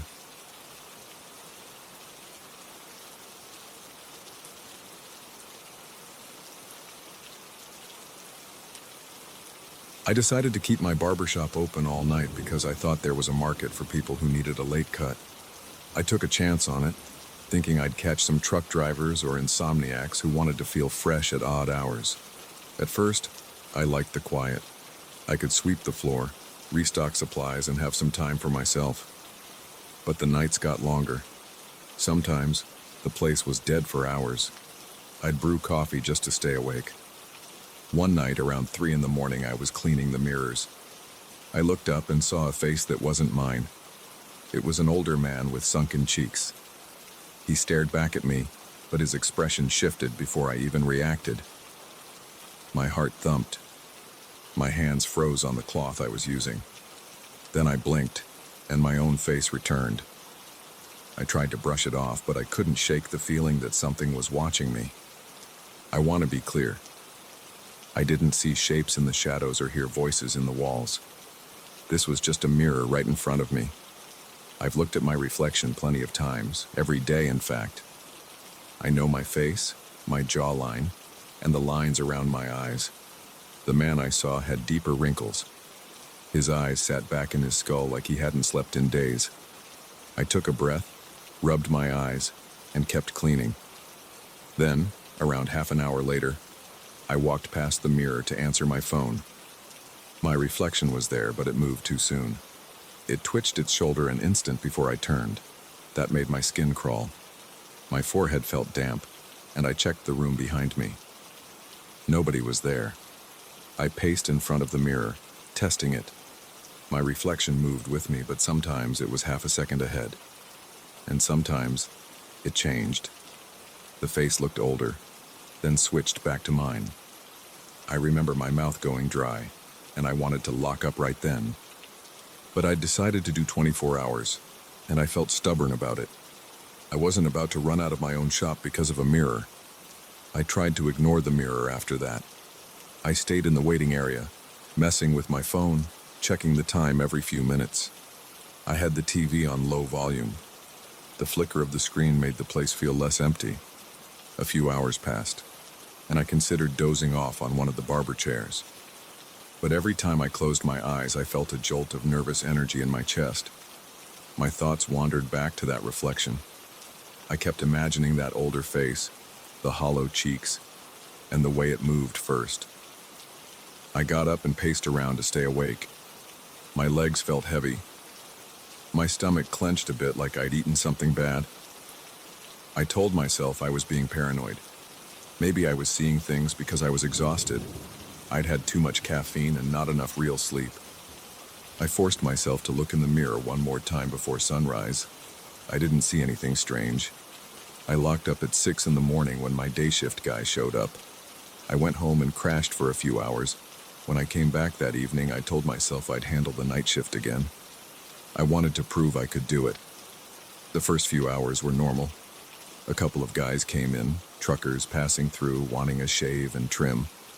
I made small talk, took their money, and they left. Then midnight rolled around and I was alone again. The shop went quiet.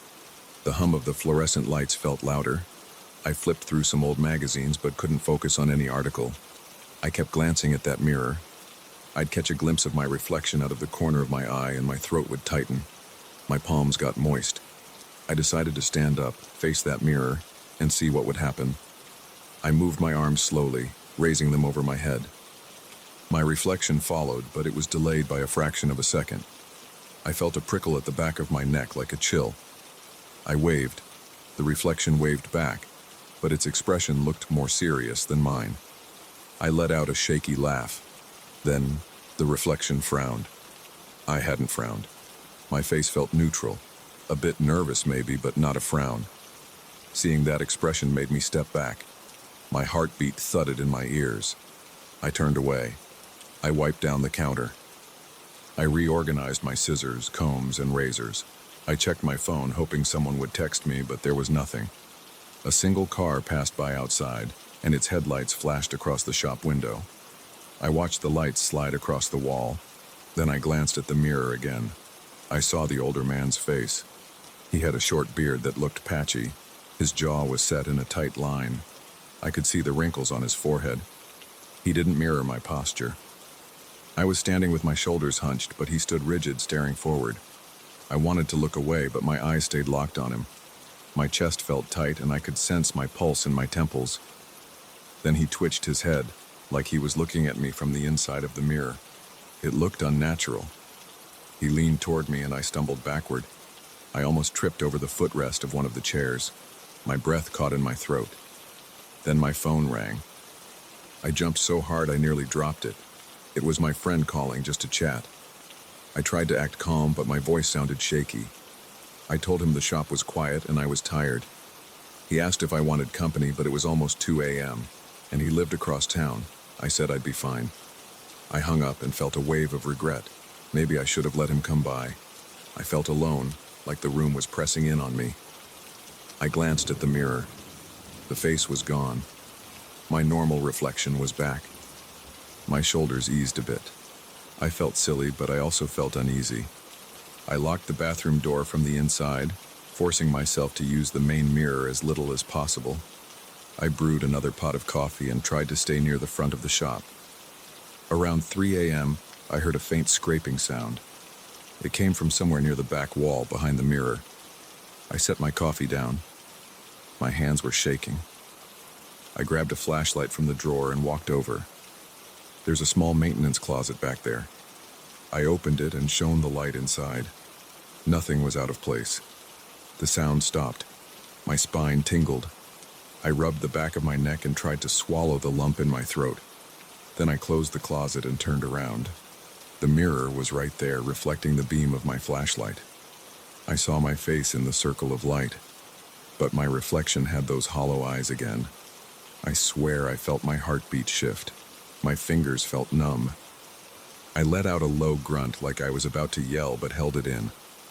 The reflection stepped forward and I heard my breath catch. I stood still, but the figure in the mirror kept moving. It reached out, pressing its hands against the glass on its side.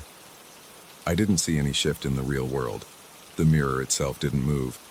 It was just that image, pressing closer. I backed away, not taking my eyes off the mirror. My shoes squeaked on the tile floor. I shut the flashlight off, thinking maybe it was some trick of the light. But even in the dim glow from the overhead fixtures, the old man was still there. He stared at me, eyes filled with something I couldn't place. I turned and scrambled toward the front door. I flipped the sign to closed. Then I realized I was supposed to be open 24 hours.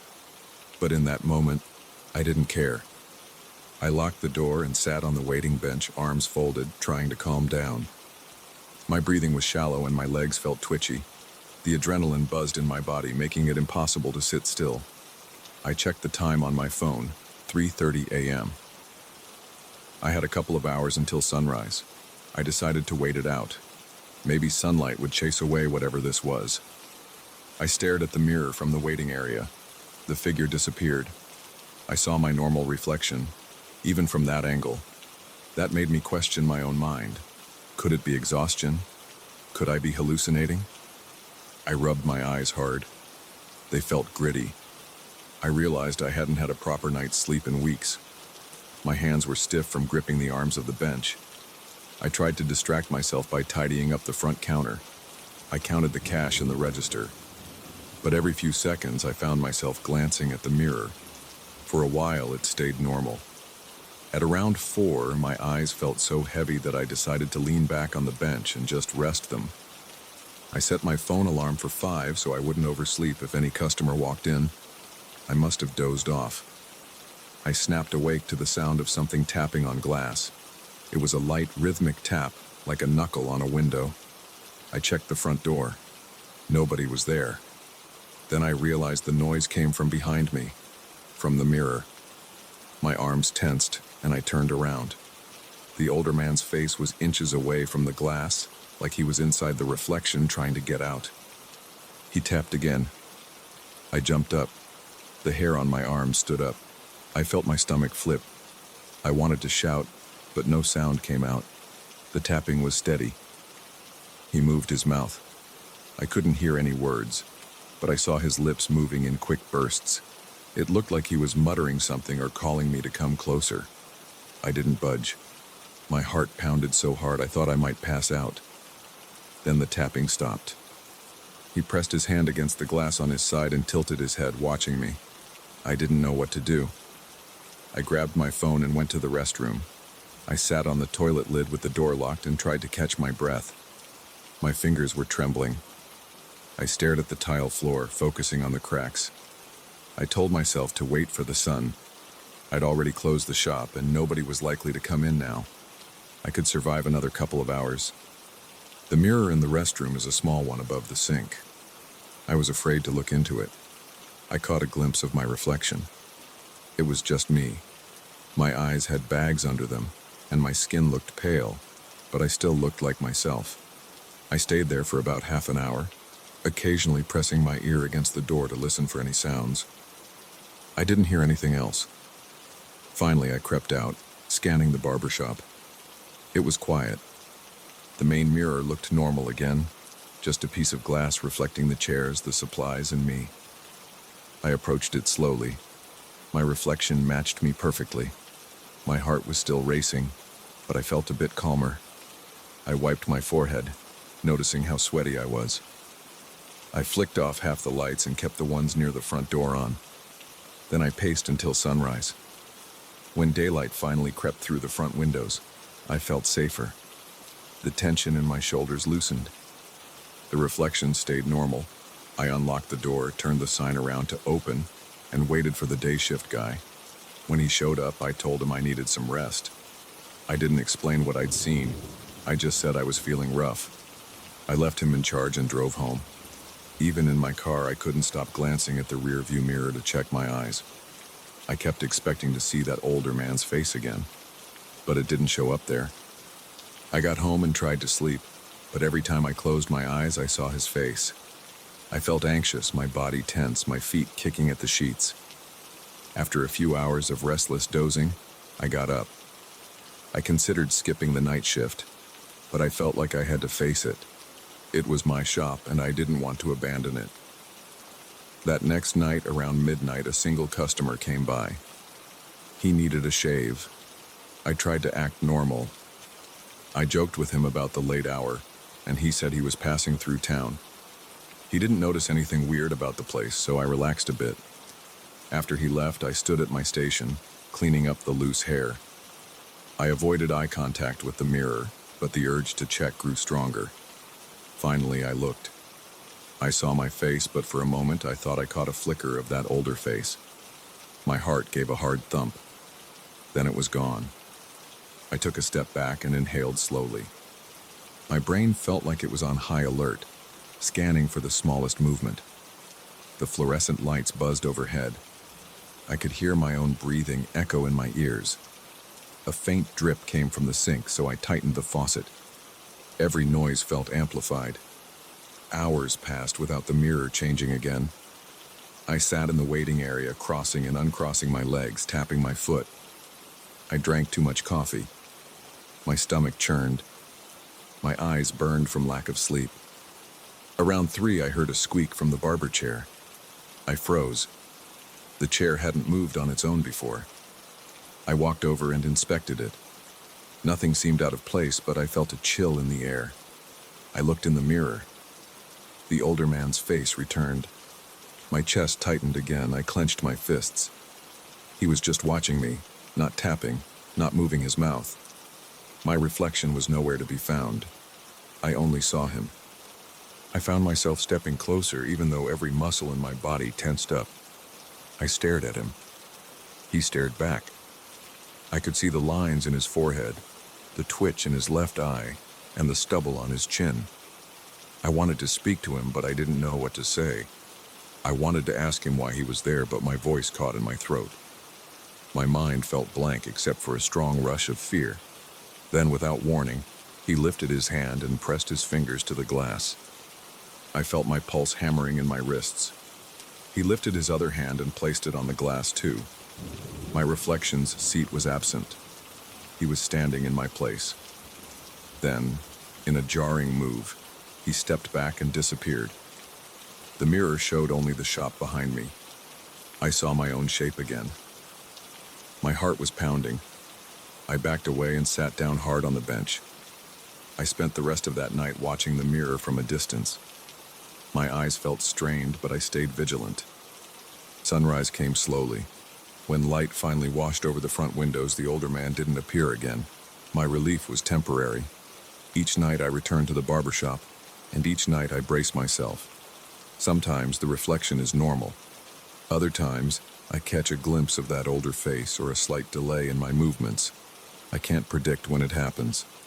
I've tried covering the mirror, but I still hear tapping or scraping. I've considered shutting down the shop, but I put too much money into this place. It's mine. I'm not ready to walk away. So I keep the doors open, waiting for the occasional customer, trying to ignore the things I see in that mirror after midnight. Every time I lock up in the morning, I exhale a shaky breath and try to tell myself it's all in my head. But each night, I step inside again, waiting for sunrise, waiting to see if he's there. And every time he appears, I feel my lungs tighten, my hands sweat, and my stomach clench because I know I can't explain it and I can't stop it.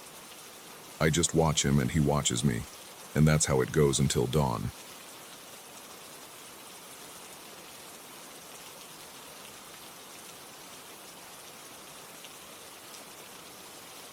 I never thought an old inn on a deserted back road would make sense, but that's exactly what I bought. My friends kept telling me I should invest in a rural tourist spot, and I finally caved. The first time I arrived, I was struck by the dry heat and the silence on the empty roads. I remember stepping out of my truck, feeling my shirt stick to my back, and wondering if I had made a huge mistake. Every night since then, I've felt like someone was watching me. And every single time I look outside, I see that crouched figure near the light post. I can't see its face. It doesn't run. It just vanishes the moment I decide to go out and confront it. By morning, I find deep footprints in the mud, but they never lead anywhere. I moved in about a month ago. The place has 4 guest rooms in the main building, plus a small shack out back for supplies. I keep my truck parked near the front steps. There's a cracked sign by the road with the inn's name in faded letters. When I first arrived, I tried to fix the loose boards on the porch. They creaked under my weight, and a few nails were bent out of shape. I ended up pulling them out with an old crowbar that I found in a closet. The front door squeaks whenever it opens. I keep meaning to oil the hinges, but I forget most days. Right now, I have bigger things on my mind. During the day, the air is still. There's a single paved road that runs along the property, but hardly anyone ever passes. Once in a while, an old pickup rattles by. I tried to count the number of cars that showed up in a week, and I only got 4. Most folks around here don't wander unless they're traveling to another town or they live nearby. I've spoken to a few neighbors, but nearby means a few kilometers away. People here don't visit each other often. That first week, I woke up around midnight because the wind slammed a shutter. I sat up in bed, rubbed my eyes, and felt the sweat on my forehead. The nights are hot and still, but sometimes a sudden gust blows through. I got out of bed, turned on a lamp, and looked out the window. The property is surrounded by tall weeds and a few scraggly trees. The only light out front comes from a single lamppost, which is old and flickers a bit. Under that lamp, I noticed a shape. At first I thought it was a stray dog because it was crouched low, but then I realized it was a person. They looked folded over, as if they were hugging their knees. Their head was tilted. They seemed to be staring at me, even though I couldn't see any eyes or face. The darkness around them was thick, and the lamp didn't illuminate much besides a rough outline. My heart pounded. My throat went dry. I stood there trying to figure out what to do. I waited by the window for a minute or two, but the figure didn't move. Finally, I stepped away, grabbed my flashlight, and decided to go outside. I didn't feel brave. My legs felt weak, and my hand shook on the doorknob, but I couldn't ignore that. When I opened the door, the hinge squeaked, and a slight breeze blew against my face. I pointed the flashlight toward the post. The figure was gone.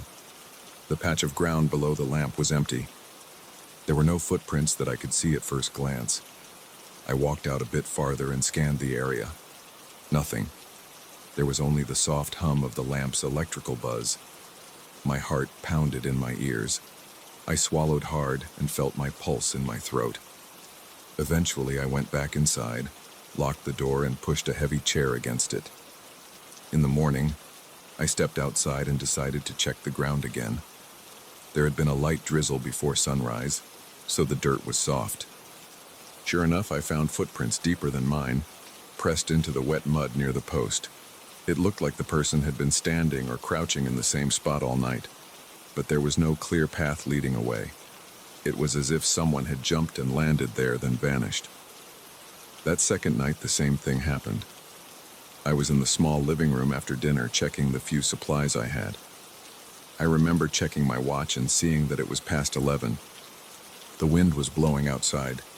The shutters rattled and the trees rustled in the distance. I got up and turned out the light, thinking maybe I'd see stars if I went to the porch. I opened the front door, and right away, I saw the figure again under the lamp. My stomach dropped. My scalp tingled. It felt like tiny sparks ran up my spine. I didn't move. I just stared. Whoever it was crouched there, head angled toward me. I couldn't see eyes or a mouth. The lamp's glow was weak, flickering, and it kept the person's face in shadow. I stood there for a few seconds, frozen, and my breathing became shallow. The air felt thicker. I tried calling out, "Hello?" My voice cracked and I coughed a bit. I never heard a reply. I slowly stepped off the porch, aiming the flashlight again, but the figure was gone in a blink. One moment it was there, the next it wasn't. No sound of running, no footsteps in the gravel. I ran over to the lamp, shining the flashlight in every direction. There was nothing but tall grass and a faint breeze. I didn't sleep much that night. In the following days, I focused on fixing up the inn. I patched a few holes in the roof, replaced a broken window in one of the guest rooms, and tried to air out a musty closet. I kept busy from sunrise to late afternoon, sweating like crazy in the heat. My shirt stuck to my back all day and my throat burned from thirst. I drank a lot of water but still felt dehydrated.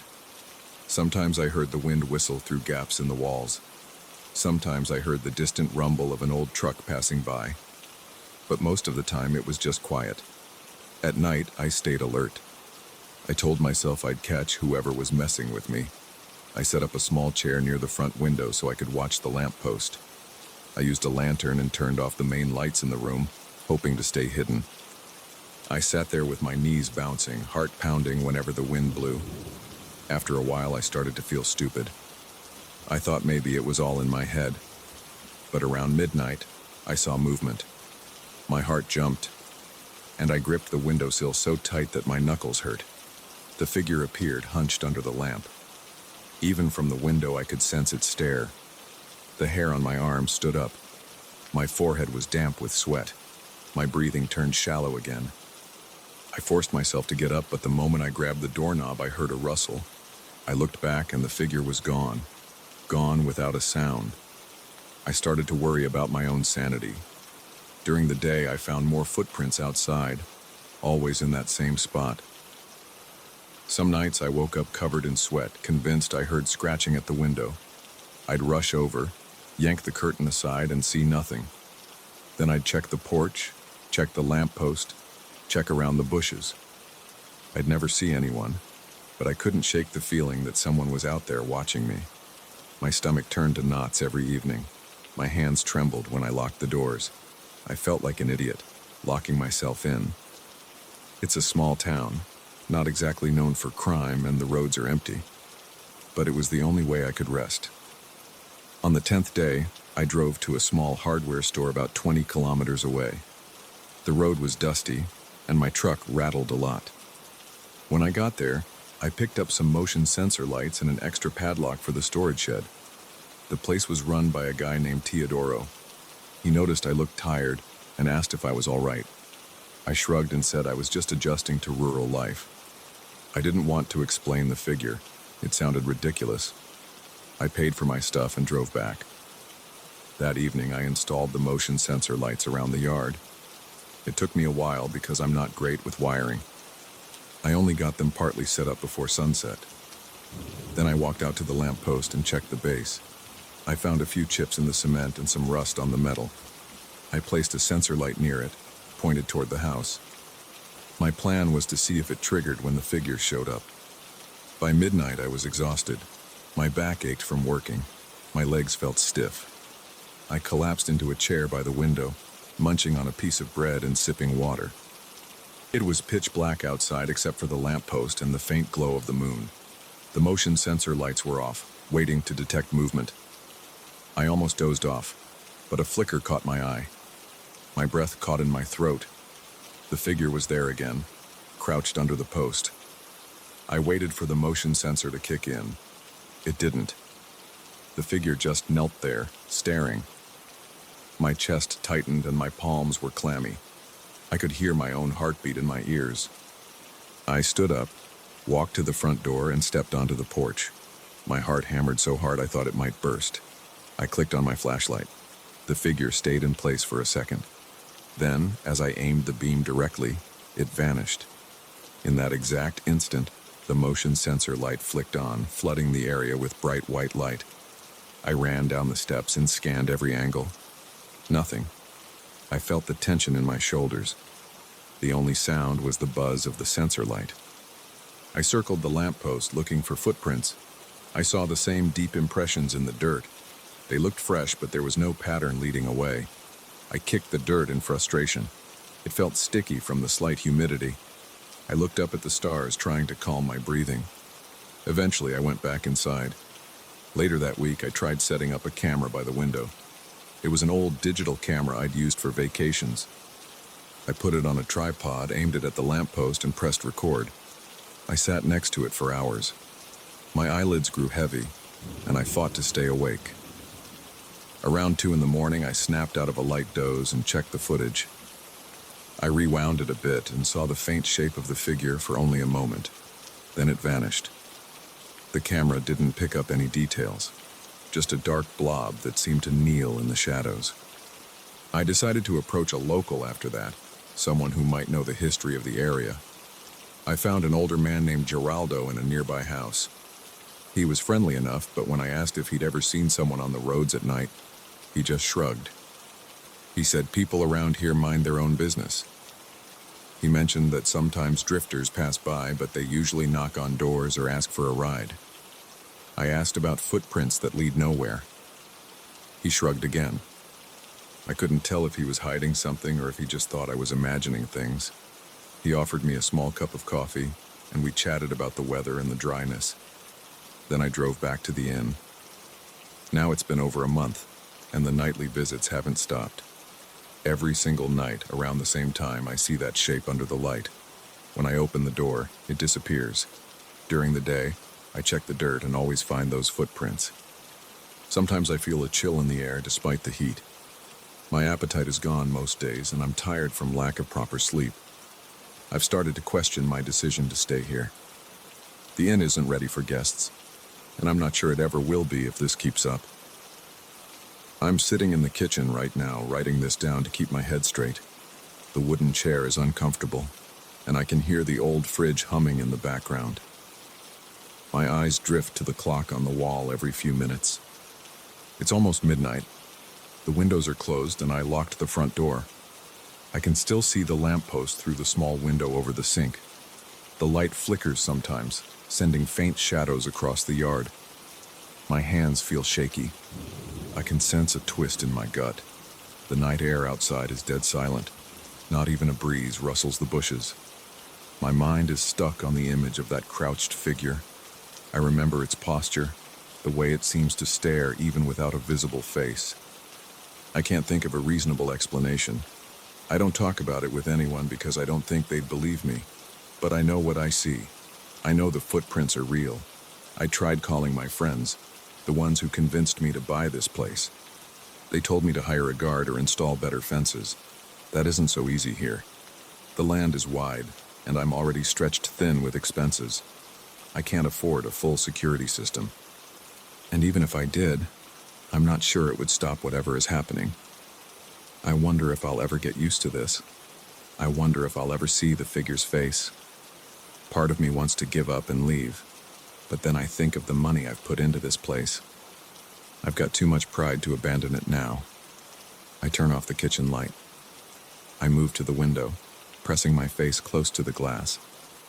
The lamppost stands about 30 feet away, illuminating a patch of dirt and gravel. My breath fogs the window a little. The house is quiet except for the soft hum of the fridge. I blink and check the time again. Midnight is here. The scene outside is empty, but I don't trust it. My pulse is steady but firm. My palms feel damp. My skin prickles on the back of my neck. I keep my eyes on that spot under the lamp, waiting for the shape to appear.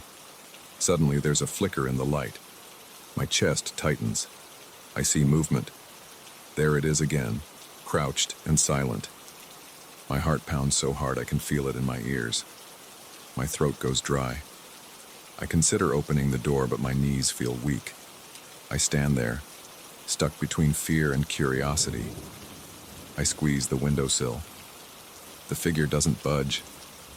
It just stays there, folded at the knees, as if it's waiting for me. My breath comes in shallow bursts. My mind goes blank except for one single thought. I have to see who or what that is. I force myself to move away from the window. I walk toward the front door, feeling my legs shake. I rest a hand on the doorknob, but I don't turn it. I catch a glimpse of my reflection in the door's glass panel. My eyes look tired. My hair is a mess. My skin is pale. I hold my breath, twist the knob, and open the door just enough to peek outside. The figure is gone. Just like that. The motion sensor light flicks on again, covering the yard with bright light. I step onto the porch and scan the area. The wind picks up, brushing my face with hot air. The lamppost hums. The yard is empty. A low rustling sound comes from the weeds. I walk forward, checking the ground. The footprints are there again, pressed into the soft dirt, leading nowhere. I stand there sweating, heart racing, and I feel the hopelessness of the situation. I can't chase a phantom. I can't shoot at a shadow. I can't sell this place easily because nobody wants a rundown inn with a bizarre nighttime visitor. So I go back inside, slam the door behind me, and lock it. I collapse into a chair in the living room, feeling my heartbeat slow down bit by bit. The night drags on, and I know I won't sleep well. Tomorrow, I'll see those footprints again, and I'll probably tear my hair out trying to understand them. But for now, I just sit there in the dark, listening to my own breathing, wondering how long I can keep this up.